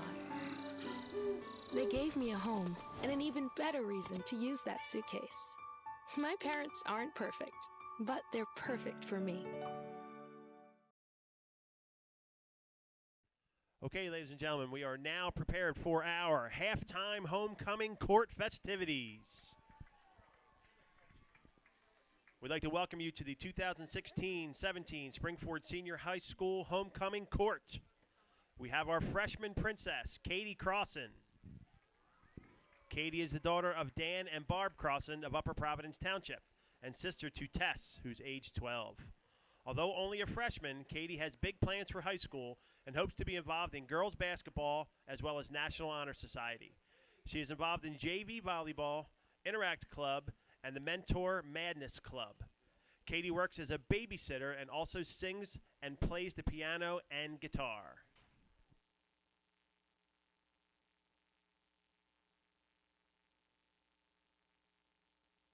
Now we have our sophomore princess, Hannah Schiffman. Hannah, who lives in Limerick Township, is the daughter of David and Ann Schiffman and sister to Sadie, age 23. Hannah has been involved in marching band, jazz band, and concert band. As a member of these groups, Hannah has had the honor to be a TOB Atlantic Coast finalist and a Band of America finalist. Hannah has worked at Sanibel C School for the last 3 years.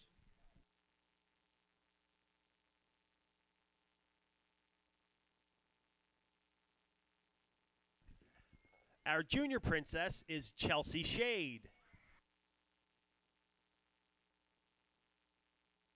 Chelsea is the daughter of Malik and Claudia Shade of Limerick Township. Chelsea has volunteered her time to the Spring-Ford community as a member of the Interact Club. Chelsea has also worked at Sweet and Sassy. She participates in dance competitions and teaches dance lessons to children.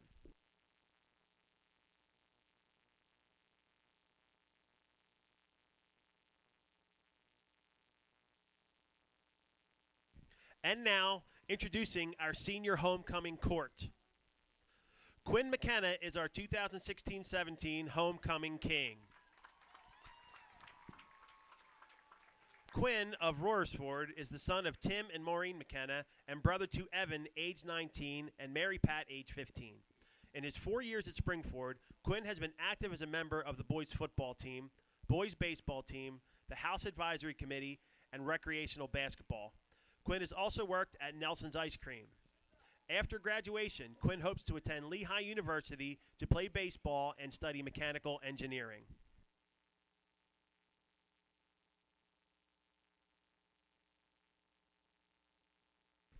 Now we're introducing Sarah McKernan. Sarah is from Upper Providence Township. She's the daughter of Bonnie and Chip McKernan and sister to Katie, age 21, and Josh, age 14. In her time at Spring-Ford, Sarah has participated in SAD, the Interact Community Service Club. Sarah has worked at Home Goods and also babysits. Sarah plans to attend Penn State University to major in nursing and hope to participate in philanthropic endeavors, including Thon.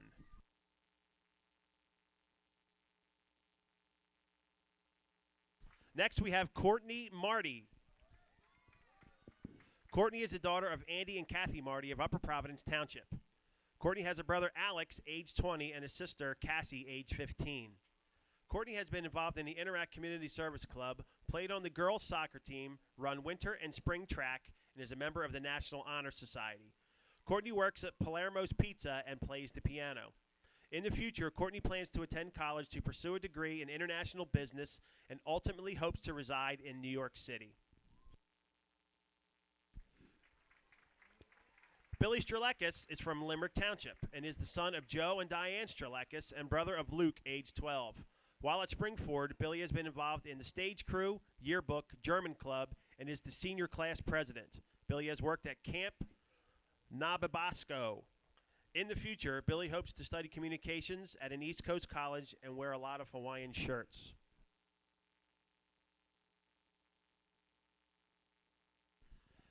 Next, we have Anthony DeBundo, who is the son of Anthony and Carolyn DeBundo of Upper Providence Township, and brother to Nick, age 9. Anthony has participated in boys tennis, student government, as the senior class vice president and ping pong club. Anthony has worked at Turtle Creek Country Club. Anthony also spends a lot of his time as an RCTV broadcaster for Spring-Ford Sports.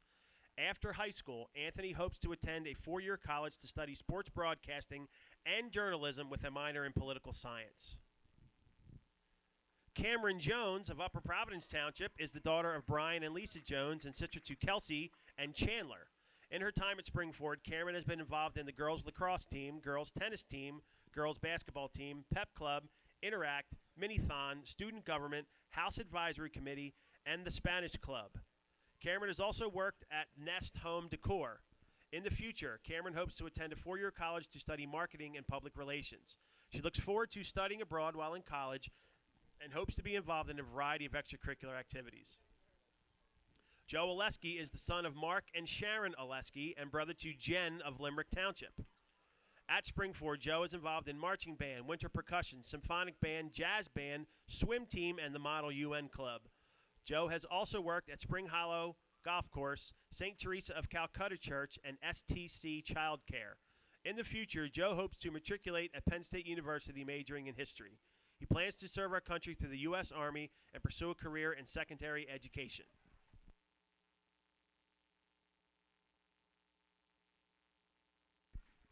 Next, we have Alea Johnson. Alea is from Limerick Township and is the daughter of Leighton and Mary Ann Johnson and sibling to Latoya, Renee, Latoya, and Leighton. Alea has been involved in track and field, marching band, theater, chamber choir, vocal ensemble, vocal jazz, concert choir, and symphonic band. In the future, Alea hopes to attend Lafayette College to study international business and continue to run track.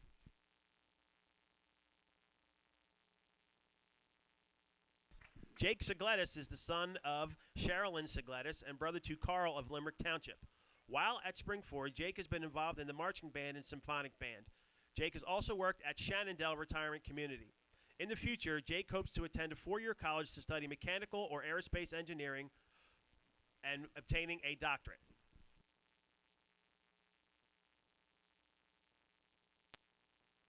Next, we have Sophia Rose Vermouth.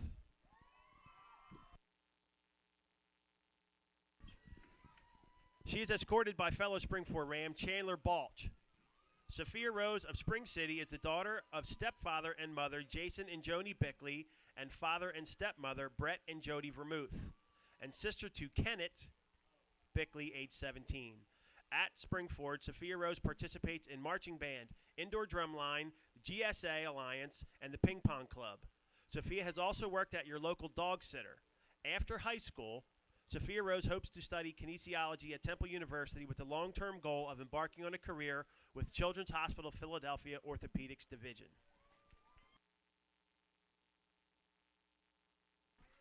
Please also like to welcome back last year's homecoming king and queen. Our 2015-16 homecoming queen, Skylin Moore, is here to turn her crown over to this year's queen.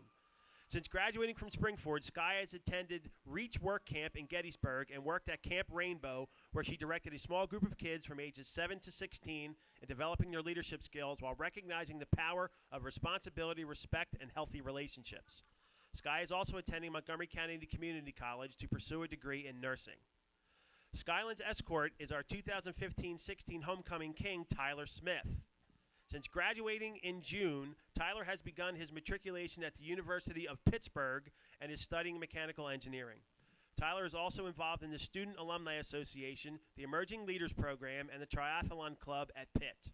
Welcome back, Tyler. And now, ladies and gentlemen, the moment you've all been waiting for. The 2016-17 Spring-Ford High School homecoming queen is Sarah McKernan.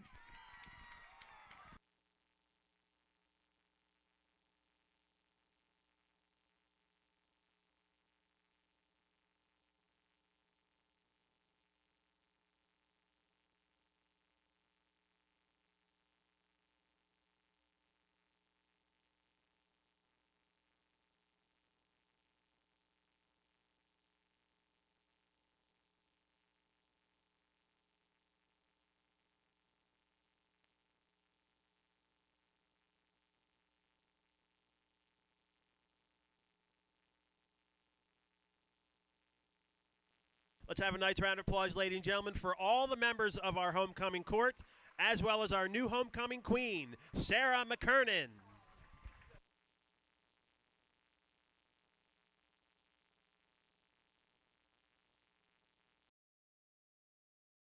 Okay, so we drowned the fire, stirred it, drowned it again, and now just feel if it's cold.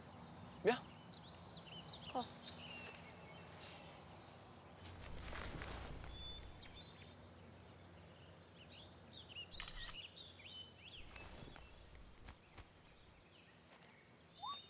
Smokey just gave me a bear hug. I know. I already posted it. Up, college is hard. Down, those books are heavy. My sport is football, but my passion is education. So every year I take promising high schoolers on a college tour to show them that higher education means a brighter future. My name is Nnamdi Asamoah. I don't just wear the shirt, I live it. You can be a reader, tutor, or mentor too. Take the pledge at liveunited.org/volunteer. Do you wear this?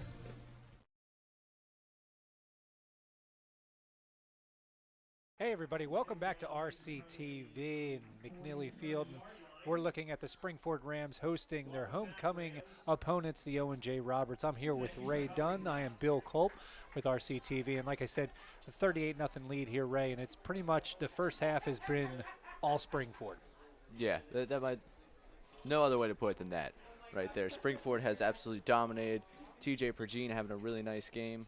And we could see right from the beginning there, Ray, sorry to interrupt you, but Spring-Ford right away, right off the kickoff, causing a fumble, right off the bait, they turned it on, and Gibson and the offense had just been turning it on. You could just see Gibson on this just first running. drive right here, Gibson with a good run. They didn't end up scoring on that one, turn it over on downs. Things looked kind of sketchy early right there. It looked bad, looked like it was starting bad. Then Pergine finds Danton Cassidy over the middle, and he does the rest. Yeah, just when you think sometimes things don't go right, guess what? They do go right, and it has been for Spring-Ford. Here with the pump fake to Scarcelli, which is a beautiful play. And Scarcelli's been eating their defensive backs alive He has all had day. An amazing game. He's got 3 catches, 48 yards, 2 touchdowns. You'll see the other one coming up soon. And defensively, they have been all over Dawson Stewart and pretty much all of the Owen J. Roberts running backs. Yep, and we talked about, just again the defense. They're just getting to the quarterbacks and taking them completely out of rhythm, as you can see here with CJ just wide open with the extra block, with a beautiful play to Simpson right down the middle, and just Spring-Ford just vaulted themselves in a 38-0 lead. Now, if you look at the stats here, and we see, that was a gift right with there. just gift an turnover. unbelievable gift. We saw in the first half. You look at the stats, Spring-Ford really has 138 yards passing. Doesn't really look like a lot. But as we were talking Passes at like the half, that. just passes like Very that. efficient. He's got 5 Efficient touchdowns in the first half, does TJ Pergine, on his way leading. And just the only here with rushing the rush. touchdown right here. So, and Simpson took it nicely up the middle. I feel like we talked about that play for 10 minutes. It was so nice. Yeah, we're taking a look at highlights, and that's all. Look at this. It's all Spring-Ford. There's no highlights for Owen They got J. nothing Roberts. on the other side, unfortunately. Great play right there by Scarcelli. He's had an unreal game. But TJ Pergine, you mentioned he has 5 touchdowns. Right now, this is the second most touchdowns for a Spring-Ford quarterback in a game. He is closing in on Ricky Venuto's record, which was set last year against Methacton, and Venuto threw 6 touchdowns. So while you might not want to run up the score, there is a record at stake right now. If he keeps up on this pace, he's going to break it handily. That's good stats by you there, Ray. And like you said, I mean, statistically, we're looking at Spring-Ford. It doesn't look like they're racking up. We said 5 touchdowns in the first half for TJ Pergine, and for 6 total for Spring-Ford. It looks like you think to yourself 400 or 500 yards with those kind of numbers, but it hasn't been. And the reason is with Spring-Ford's, with the turnovers of Owen J. Roberts, the field position, it's been basically a cakewalk. They've basically been in the red zone, I think, 6 times for Spring-Ford. They've started at least 3 possessions inside the red zone due to bad snaps, fumbles, and that's just unacceptable on the Owen J. Roberts side. It's unacceptable for the Wildcats to be letting Spring-Ford just knock on the door right away, and it's been tough for the Wildcats defense to respond. You can't do much when you're already inside the 20. You don't have much room to work with, and Pergine's taking advantage of it. The running backs have taken advantage of it. The short field, I mean, more often than not, this Spring-Ford team's been able to score when they have to go the whole field. You give them 20 yards, I'd take them every time. I agree. And you mentioned before the game, one of the MOs of O.J. Roberts is turnovers, and Spring-Ford has capitalized on them. They've done exactly what they wanted to do, except on that first turnover, as you mentioned. We saw that highlight of Gibson there. They couldn't punch it in that first time, but they have every other time, and they've taken advantage of it. And as you said, if you're going to give somebody the ball and put him in that field position, then you know what? You're just putting yourselves in a hole, and that's what Owen J. Roberts has. And we looked at Owen J. Roberts, basically, when you want to call them stats there, Ray, in the first half. All right, besides their main running back who had 67 yards, they're negative 34, the rest of the running backs passing, 83 yards in the first half. So they really haven't gotten anything Now remember, 83 yards passing, but 72 of those yards came on 1 pass. Correct. The rest of the passes, he's 3 of 10 for 9 yards. It just hasn't been. It hasn't been up to par at all. And you got to give credit to Coach Mick and his defense there too with Spring-Ford. Besides that defense, they've really vaulted their offense and taken Owen J. Roberts here at their home field at McNeely Field. Put the ball in their own court, and Spring-Ford has taken advantage of that and just really capitalized on the turnovers. And give that defense credit. They're really swarming the ball. They're going after Stewart, and just not giving them 1 inch with a 38-0 lead. As we're starting here at Game Live, with Spring-Ford taking the ball in the second half, that's not really what they need, right? They already got 38 points, but hey, I'm sure they want to capitalize and add more.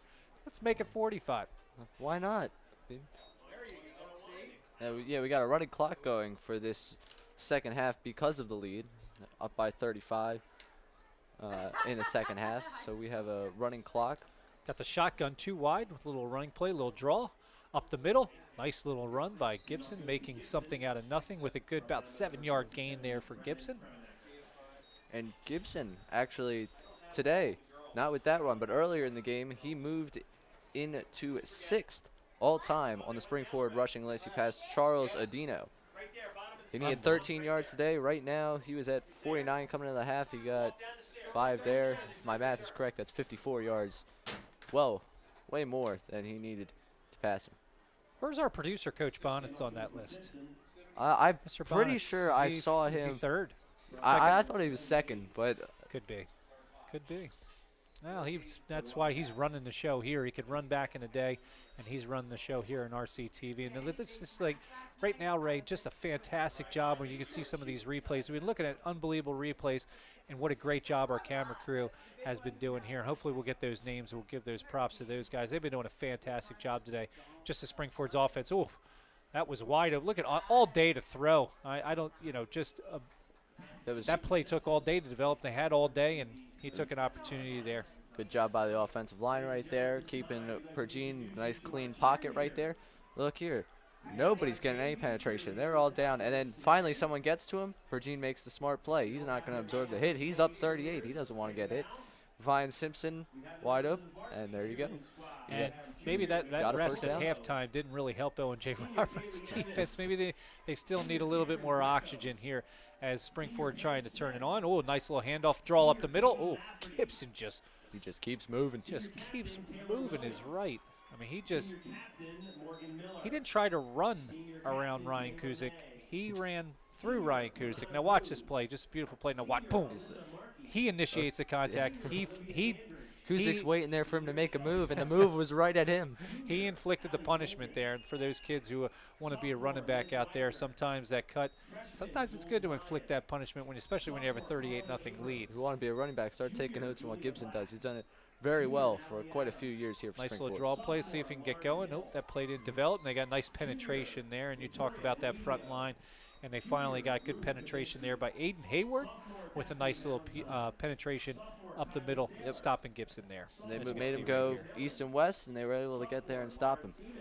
But for the most part, this front four that has been ferocious through the regular season against some other opponents has been kept in check. I think you have to credit the guys up front for Spring-Ford, the guys in the offensive line. They've really been able to limit the amount of damage that the Wildcats been able to do up front. All right, talk about the Wildcats defense. It's just Stewart there starting off in the second half on defense. I don't know that that's where he really wants to be and where the coach wants him on the defensive end.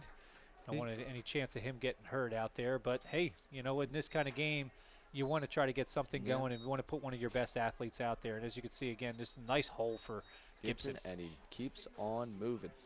Those legs keep on turning. And to your point about Stewart, he is listed on their roster as an outside linebacker. I believe he's played a little bit throughout the game, but not somewhere you want your quarterback when you're going to have to throw to get back into this game, if there's any hope of that. Not down 38-0.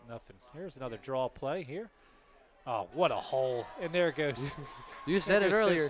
He just scores touchdowns. He does. He just scores touchdowns. And he just did it there again. And again, I really like the patience here by Simpson. He just really patient. Now, take a look here at our beautiful shot by RCTV at our instant replay to give them a 44-0 lead. But, just takes the ball, hesitates, waits for his line and waits for the hole, and then hits the hole, and he hits it hard. He looks. He sees the whole field. He sees what's going on. He sees how the play is developing. And the way I say that, it makes it sound like it's a slow process. He makes a quick reaction on that and makes his move. And when he gets going, good luck stopping him. Yeah, it really helps, like I said, when you get that, missed it again, or a fake. I don't know if they intended to do that, but yeah, I don't think that one was intended. Nope.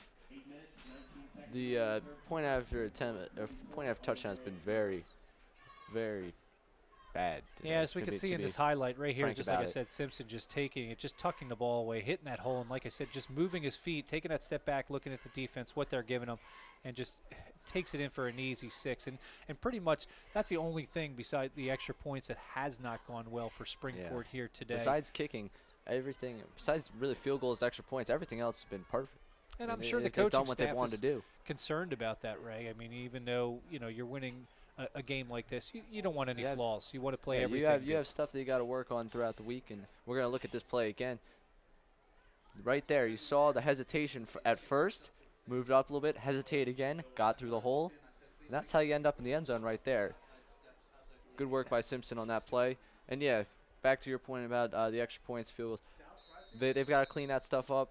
They definitely will. You know, you got to have something to work on in practice after a week like this. You might feel like you got it all figured out. You don't. You got stuff you got to work on. But besides that, it's been a very, very good game and for the one Rams. of the things I noticed, Ray, just looking at that last replay, that score is you'll notice there were 3 other Spring-Ford offensive players ahead of the defense there for the block. So that kind of tells you a little bit, too, that Owen J. Roberts, it's hard to catch somebody from behind, especially when Spring-Ford has some skilled players with the speed that they do in Simpson and Gibson. Well, you don't just got guys out there speeding down the field holding the ball. You got guys with speed that are running to block for you, too. Get downfield to help you out. Fumbles the play, and he does recover there, Marcus Martin, and luckily holds on to the ball, but he does cost himself, again, going backwards. Again, Spring-Ford putting them up against their own end zone. So here, yeah, I could see, we're scratching our head, and it's one of those cases, you hate to say that, Ray, but you want to see – you do want to see a good game. You don't want to see a blowout like this, and it's might be good for the Spring-Ford to get some of these kids in and bench players and things like that. But you do want to see a good game. So they're pressed up against their own end zone, not in a very good position to start here. We got an interesting set right now. Dawson Stewart split out wide. This is a direct snap. And he went directly into that defensive line, which you don't want to do for Spring-Ford. So he tried to mix it up, but try and get creative, get something going. I don't blame him for that one. Owen J. Roberts this year, if you had to pick something out that they really needed to get going, it was the running attack. In games where they've been able to run the ball, it's worked great for them. They've been able to have success. They've sustained success. I mean, they're 4-4 on the season, and you look at that. Why you where you're at right now? Because some games they've been able to really get it going. Other games they just haven't been able to figure out on offense. The defense has been pretty consistent. Another blitz. Nothing you could do about that, just causing that pass just on the outside. And as you said, just one of the things, though, with a game like this offensively, you want to try to sort of stick to a game plan and try to get some sort of a rhythm. You don't want to be forced. Most teams will be forced, obviously, to pass the ball. But if I'm Owen J. Roberts, I still try to run the ball and go towards my strength, knowing, obviously, you're probably not going to come back from a 44-0 lead. You probably pretty much have no shot. But you at least want to try to, get your offense going and go on a high note into next week. So Owen J. Roberts looking at a 3rd and 9, and like I said, if they don't get a play here, Spring-Ford really good field position. Let's see if they blitz from the outside. And, that could have been scary. That was a really risky pass right there. It looked like he tried to look off the defenders and then make a quick throw. Problem was he didn't really look. Look at this again. You're going to see Stewart right here. He's looking towards the sideline, and then he just quick turns his head and fires. He did not see Cassidy behind him, and I believe that was Unulovic right back there waiting for the ball. So risky throw right there by Stewart. You don't want another turnover here. Risky for his wide receiver there, Ray, because I tell you what, if Gibson decided not to go for the ball and he could have taken a hit at him, he could have leveled him. Yeah. He really could have laid him out. I mean, he was wide. Him and Unulovic were right there. Yeah, and if Kuzik puts his hand on that ball a little bit firmer, he might have got popped right there by Cassidy or Unulovic. Yeah, it's someplace sometimes, as a quarterback, you don't want to put your especially wide in a game receiver like in a this, position. right here. I mean, I understand you're going for it. You want to get that first down, but you don't want to put one of your teammates in a position to get hurt in a game that right now is pretty much out of reach. All right. I never want to call it over, but as the continuous clock runs. Yep. Yogi Bear said it best, right? Spring-Ford with a 1st and 10 here at the 49. Pretty good field position to kick. That wasn't too good, but they still at midfield. Let's see what they do here, if they're going to just run the clock and sit on it, or see if they do throw. But they got 3 wide again over there to the left. And a draw play. And Gibson just keeps moving to his feet. Gains about 3 yards there. Put him at a 2nd and 7. Right now, I think I'm just on record watch. I got numbers here that Virginia gets to. We got records to talk about, but I think that's all you got in a game like this right now. I mean, you got some guys that don't typically play, even though it looks like mostly starters out there still. DeFrancesco getting in there right now at running back. He may be listed as 3rd string behind Simpson and Gibson, but he is played. Gibson went wide there. He has played Oh, like look the at number that. one guy. Nice little draw play. And Just he's got beautiful speed. develop. DiFrancesco has speed. He is also a track runner. He's very good at the 100-meter. And you give him a little space, and he's going to get out of it right there. Nice hole right there. They list He him just at starts moving. List him at 5'7" in heels, I believe. But I don't know if he looks 5'7" from here. He's so small, but it's They nice list- sometimes when you could, we talk about that size as a running back. Sometimes it's a little easier. You can't see over the line, but those linemen can't see you sometimes. And look at that. They list Darren Sproles at 5'6", so DiFrancesco, he's got a promising future. He's got both of the running backs this year going to graduate. DiFrancesco will take over the reins next year. He had his first career 100-yard rushing game last week in the game against Boyertown. So he's really carved out a role for himself here. A nice three-headed monster at running back for the Rams. And that's a good thing, like you said, just to, kind of groom for next year. I mean, that's a nice thing for Coach Brewbreaker to have that opportunity where, like, for instance, the last game down 52-0, this game being up 44-0, to get these guys in and get them that game experience, especially, it's not just a couple of minutes. They're getting a good chunk of time, and they will get a good chunk of time here today. So they're measuring here. Speaking of getting some experience, if obviously not first down, but before, when they thought they might have the first down, Colby Goldsmith and Tyler Edwards both came onto the field, both juniors, both receivers that are going to look to have big roles next season for the Rams. So you're going to see Brubaker look to get some guys out there that haven't seen the field as much.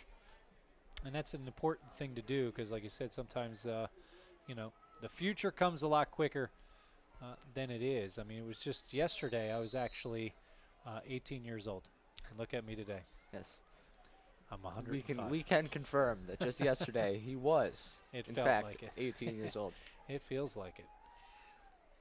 All right, Spring-Ford with a quick kick and a nice little bounce. Actually, good bounce. Oh, okay. I don't know if he should have. I'm not sure I agree with taking that ball out from the three, but I'm sitting up here in the booth. He's going to make his own decisions right there. Correct. Personally, I would have thrown that hand up and accepted defeat.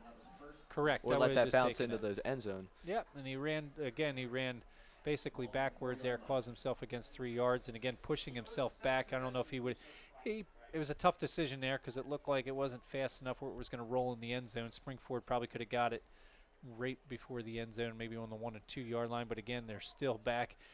This is the kind of thing you don't want to be a Stewart. You could just put that pressure on, just clamp him on here. Let's see if they blitz here, Ray. Spring-Ford dropping back. And, looked like the Owen J. Roberts guy blocked his own man, Jake Puderock. Looked like he tackled his own player there. Spring-Ford pushing him back. Again. Watch this right here. Look. Yeah, he just sort of pushes him into his own guy, right into Hunter Scherfeld. Scherfeld's been a bright spot today. I think if you have to look at the positives for Owen J. Roberts, he's had tough go back because that strong front seven for the Rams, but he's still been able to average about 5 yards per carry. He's still been able to put up some decent numbers. Not trying to force it, which is good. He's not trying to force it and try for extra yards and things like that. He's definitely built like a cannonball. A fumble earlier, which takes away from what he's done. But, if you're trying to find bright spots, I think he's the one thing on offense that's consistently worked, giving him the ball to at least get a few yards every time he touches it. Like you said, definitely hard for Owen J. Roberts to find some bright spots, and they're looking at a not very good spot right now, being third down and 6th on the ball on the 8. And I'm sure Spring-Ford's going to, they did not blitz. They backed off on a completion pass, so they got the first down, moving the chains. Kuzik right there with the catch. And we talked earlier about how when Dawson Stewart is on the run, that's when most of their big plays have happened this season. And right here, you look at the play, he's on the run. And there you go, scrambles out, finds Kuzik. Kuzik just cuts to the outside. Did a nice job rolling out there and giving himself a little bit of an extra time and time for that receiver to get to the outside and get wide open there. So let's see if they get the first down. Gives himself a little bit of breathing room away from the end zone. A little bit of confidence, too. Once you can start moving the ball, maybe get something flowing on offense, at least try and put some points up today. Little spin move, and they got about 1 yard there. Defensively, Spring-Ford takes them down right away. Look at this right again, and there are about 5, 6 Rams ready to make that play. That's exactly what you want defensively. Ryan Egbert was there initially, just kind of missed the tackle, made a nice cut, tried that arm tackle. Can't tackle by the arm, but he did slow him down, allowing the other defensive players to gang up on him. He drops back, quick pass to the outside, and really nowhere to go here. Right now, defensively for the Rams, you're looking at a lot of guys that don't typically get in, a lot of guys getting experience, besides, I believe, Nick Salomon. You're looking at almost an entirely new group of guys.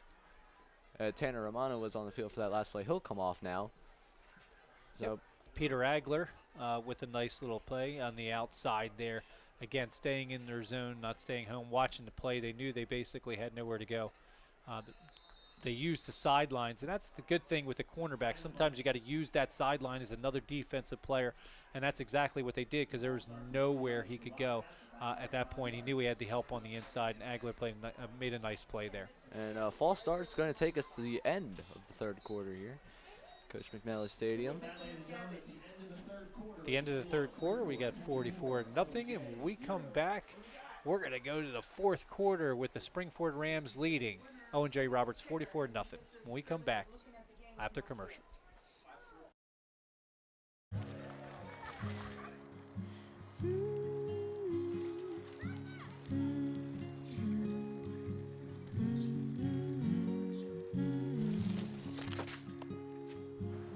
Of all the things you've done with your bike, donating it to Goodwill may be the most incredible of all. Your donations help fund job placement and training for people in your community, which means your stuff can be more powerful than you think. Goodwill. Donate stuff, create jobs. They'll test you. Try to break your will. But however loud the loudness gets, however many cheese puffs may fly, you're the driver, the one in control. Stand firm. Just wait. And move only when you hear the click that says they're buckled in for the drive. Never give up till they buckle up. Hey everybody, welcome back for the fourth quarter of the McNeely, home of the McNeely field, the Spring-Ford Rams, home of the Rams. We're up 44-0 at the start of the fourth quarter here, and it's pretty much, like I said, Ray, it's been pretty much all Spring-Ford here. It has, and right from the very beginning, Owen J. Roberts dropped the opening kickoff, covered by the Rams, and ever since then it's been pretty much all Spring-Ford. Yep, and their defense putting a little stop here, a little sloppy handoff, but a nice little recovery there by Marcus Martin, gaining a little extra couple of yards there back after the penalty. Before that, 3 right there, yeah, Marcus Martin. Yep. On the carry, so they're getting some new guys on Owen J's side too. Getting some new guys, giving them some experience in some game time situation. Is that Dawson Stewart checking out, or are we going to get a timeout here? No, it looks like they're just making some substitutions. A lot of substitutions, as you mentioned, with a game like this, and it's good. Fourth down. End of the quarter totally got me right there. I was wondering why is Dawson Stewart walking off the field? That's your starter right there, but nope, we got fourth down. It's important, though, to Spring-Ford again. They don't want to, get sloppy here and end the game. Oof, almost hit the Spring-Ford player there. Sloppy. Almost hit Gibson right there, and they got a little bit of lucky there with his back turn. I don't know if they communicated there, Cassidy telling him that, but they got a little lucky. Cassidy with the basically return, maybe a 0.5 yards return, but at least he didn't fumble. Too much math for me right there. Let's not get half yards involved with this. Well, like I said, Spring-Ford up 44-0, and again, basically trying to add to that. One of the things you don't want to do offensively is just become complacent and not play your type of game just because the score is the way it is. And again, I was saying right as we came back from the half, they haven't put up a ton of numbers. They put up a ton of points. So you don't want to lay off here, but you don't want to be disrespectful at the same time to your opponent. What you're going to probably see here is Justin DiFrancesco really carrying the load. He's probably going to get a lot of carries. And if they get to a third and long scenario, it'll probably end up being a draw. I don't see them passing the ball that much right now. Virginia and Coach Brubaker should both be very comfortable just sort of running out the clock here with the continuous clock going up 44 in the fourth quarter. But I'm sure those other players that just as you call it, DeFrancesco, what a nice little move, nice run. The offensive, those receivers who are the second string and things like that, they want to get in that stat book. They want a chance at a touchdowns and this and that. So you still want to see them play football. We could see just a beautiful cutback right there. Really nice move. We talked earlier about how good Scarcelli was doing out there with the blocking as a wide receiver. Right there, I believe it was 18 Tyler Edwards throwing a nice block on this side. Either Tyler Edwards or Coley Goldsmith, one of the two, threw a very nice block on that last play. Wide receivers getting involved with giving their running back some lanes to run. Oh, he's gone. Speaking of lanes to run. Oh, tried to horse collar him there, and he's just too strong. He was too far ahead to Francisco with a beautiful play. And you called that. You said, hey, they're probably going to feed him. And guess what? He gobbled up that meal, and it didn't take that much to feed him because it only took about 3 carries for DeFrancesco to take it in for 6. I got track flashbacks. I've seen him do his track workouts. I'm a track runner. And you see him just takes off like a blur. And right there, he got to the open field, took off, and now we're looking at a 50-0 lead for the Rams.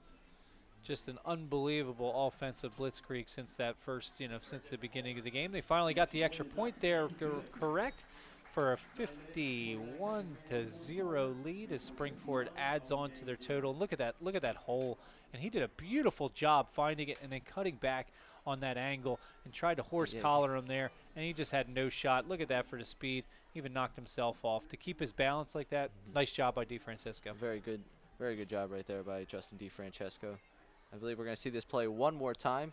Just the holes all over the field. Great blocking, and then, yes, the strength and speed right there by DeFrancesco to break away.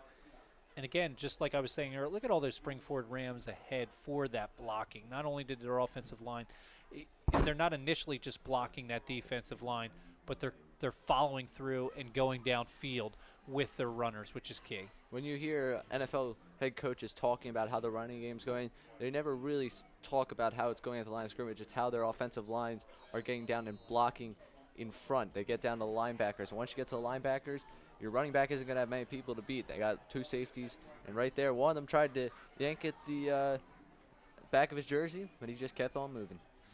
All right, Spring-Ford kicking off as the cheerleaders are throwing. There's a cheerleader over here. I don't know if she knows TJ Pergine there, but she had a pretty good arm. She almost hit our glass here right in front of us in the booth here as they've been throwing a lot of balls. I don't know how many they have left here because Spring-Ford scoring a lot today. Scoring a lot back-to-back weeks, 100-plus points now in the past 2 weeks. Good way to bounce back after that rough game against Perkiomen Valley 2 weeks ago here at Coach McNally Stadium.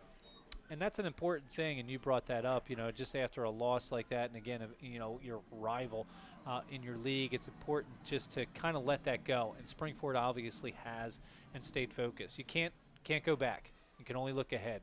And let's see, ran the option, and he runs it back all the way to the other side. Nice move. Yes. Stewart. Yeah, this isn't Stewart. Stewart's out of the game. This is number 16, Cooper Chamberlain, coming in the backup quarterback, I guess. What we were talking about on the last drive.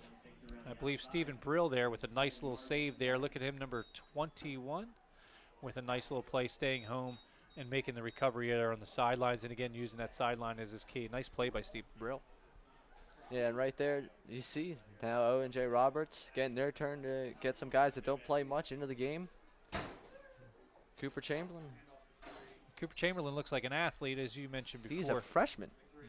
He's a freshman out there against some experience. Dawson Stewart, a junior, so you would assume Stewart will continue as their starting quarterback into next year. With Cooper Chamberlain getting some experience really early on in his high school football career, which is always good for a young guy. The more you get to see what happens actually on the field, the big difference between practice and the actual game. Sometimes it's tough because in this kind of situation, this could be a sitting duck, and again, Spring-Ford could be so aggressive here defensively and just go after him. Oh, he's got enough little beautiful time, nice little block, and he takes off. Ooh. He wasn't just going to go out of bounds. He's still trying to pick up that first down. That's good to see. You don't want to see them quit. You want to see them continue to play and and not just give up here. As Spring-Ford's number 47, Hunter McLean, with a nice play on the sideline. We have a little over 7:40 left with the Spring-Ford Rams up 51-0 here on RCTV as they're throwing out some more footballs. They've been throwing and slinging it around here. Almost in almost here. got us up to us. Mr. Miscavige would have had to catch another one coming up here. Jeez. And let's see if he recovers. Don't. Nice little bounce for Owen J. Roberts. Finally, something goes their way to about the 17-yard line, 16-yard line there. Pushing the Rams back a little bit, their offense, making them work. So they're going to have to go about 80-something yards, 83 yards or so here, Ray, to get another score to put them up at least 57-0. But you know, Ray, this is it. We're going to see if they, again, they go back to DeFrancisco. They run the ball. Maybe they run some quick screens, some quick slants, and get the offense moving a little bit. And we're about to see as Spring-Ford took a little extra time. Coach Brubaker and Coach Strickler talking it over with the offense. A lot of new players in there. A lot of new guys out there. I don't believe I see TJ Pergine on the field. So his day, yep, there he is running along sidelines, smiling. He's had a good game. It's been a good time for him. Yes, it has. They have Tyler Edwards, I believe, will take over at quarterback for the Rams. Dinner always tastes better when you win at homecoming, right? Like this? Yes. Oh, nice play. Nice cut back and run. Just a beautiful play by number 21 Stephen Brill. Yep. And again, it's patience. Just showing nice patience there and waiting for his blockers. Look at that. 2 lead blockers. Nice little hole.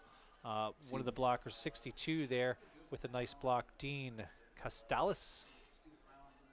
Stephen Brill, a sophomore. So you're looking really down the line. That's the guys that are going to be running for the Rams next few seasons. Next year, he's going to look to be that guy who changes the pace when DeFrancesco needs to go off for a few plays. So now you're really getting to see some of the guys that are going to be contributing to Spring-Ford's successes for the next few years, even after I'm gone. Well, don't jump ahead like that. You'll still be around. I mean, from high school, maybe. Yeah, from high school. That's what I was talking about. I know you were. I was just kidding.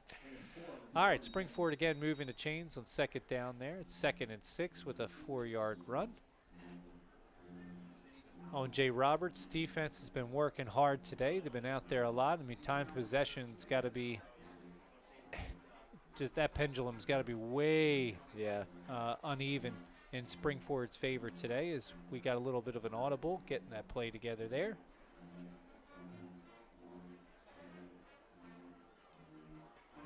Good cutback right there by Brill. Move it on up. Nice little extra move there. So with TJ Pergine's day done, he has moved into 4th all-time in touchdown passes by a Ram in the season. He now has 23 passing touchdowns on the year. That trails Hank Coyne, Ricky Venuto, and Brandon Leecraft, all quarterbacks from the last 5 years, for the season record. The record's held by Hank Coyne with 26 in 2012. So that was my record watch for the day. I was trying to see if he could tie Brandon Leecraft, but we still got another one. We still got another one for him. That tells you since Coach Brubaker has come to Spring-Ford, they pass a lot. All right, which is good if you want to be a quarterback. Those kids out there watching our beautiful RCTV live broadcast here. Again, they throw the ball. Tyler Edwards with the keeper, right? Yeah, there's Tyler Edwards right there on the keeper. They do throw the ball a lot. Since Coach Brubaker has got here, you also have the top 2 guys in receiving all time. On the field earlier, we saw Stone Scarcelli. He's firmly in 2nd place behind Andrew Scanlon. Scanlon had a great career, and he's in the Big Ten, getting ready to Northwestern end his career. Yep, playing some. He got 4 of the top 10 teams in the Big Ten right now, with Ohio State actually number 2 in the nation right now. Some arguably think they're number 1. 21 with a handoff there.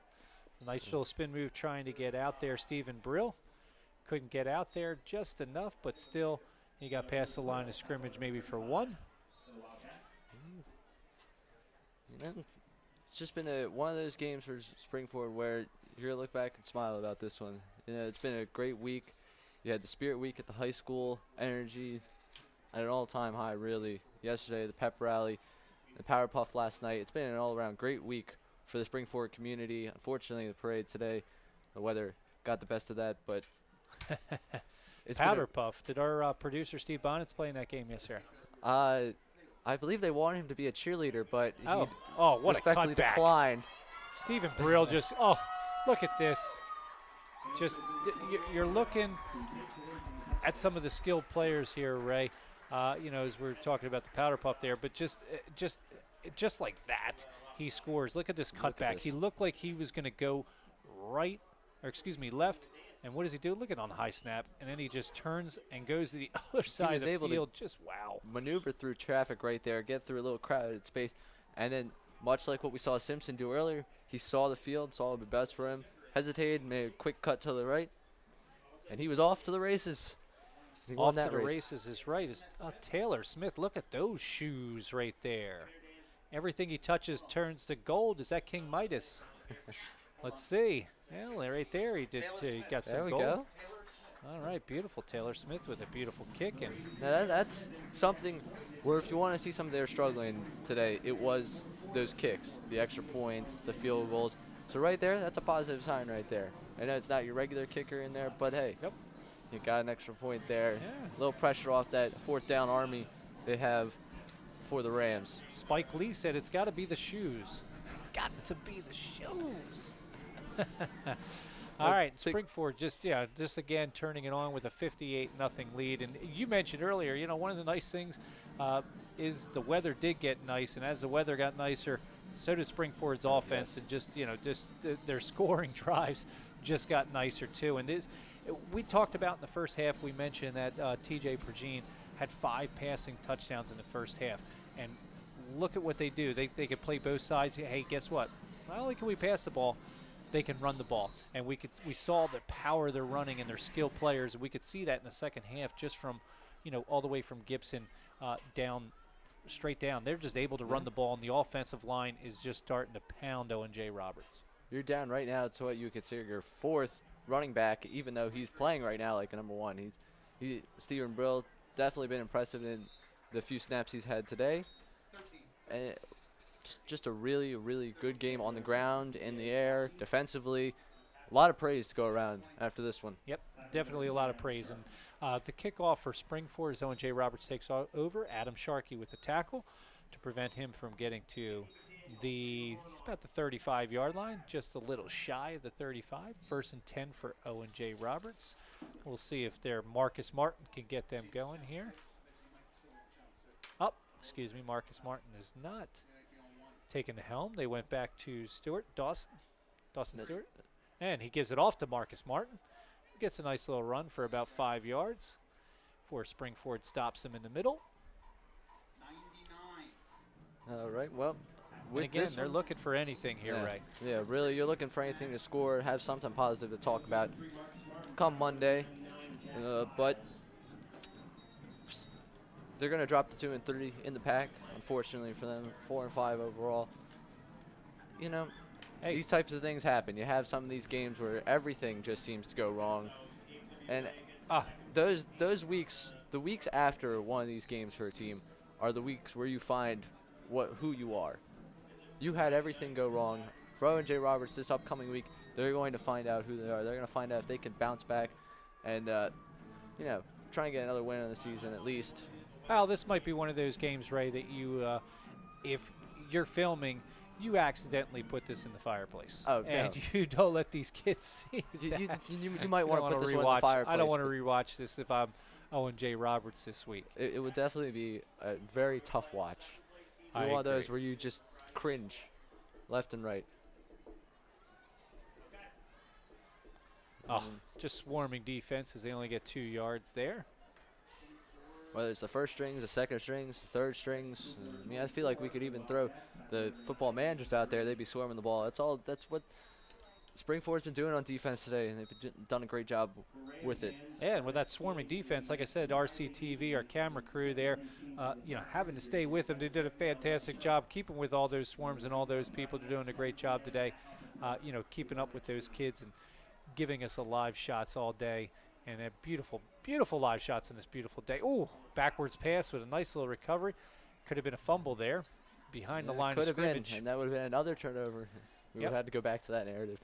A bad turnover there, too, because he had nobody except Spring-Ford. Spring-Ford is looking, like I said here, behind the line of scrimmage. Is one of those, maybe he would have been better letting that go because 3 Spring-Ford players right there as number 21, Stephen Brill, comes up and makes the hit. And that is all we got today. A real great win for the Rams, 58-0. Back-to-back weeks where they score 50 plus and don't let their opponents score anything. They got some momentum going right now, 10th in the district. They are now approved to 4-1 in the pack, 4-1 at home, 7-2 overall. So you got a lot of momentum going on. They got Upper Perk next week. Hopefully get another win and start moving towards those district playoffs. Yeah, playoffs they obviously want to look forward to, and as you can see, Spring-Ford lining up, shaking their hands, and just absolutely demolishing those Owen J. Roberts. And speaking of demolish, hopefully they can demolish, like you said, coming up in the playoffs. It was our absolute pleasure here, Ray. I'm Bill Culp with Ray Dunn, signing off here on RCTV. Be sure to watch RCTV.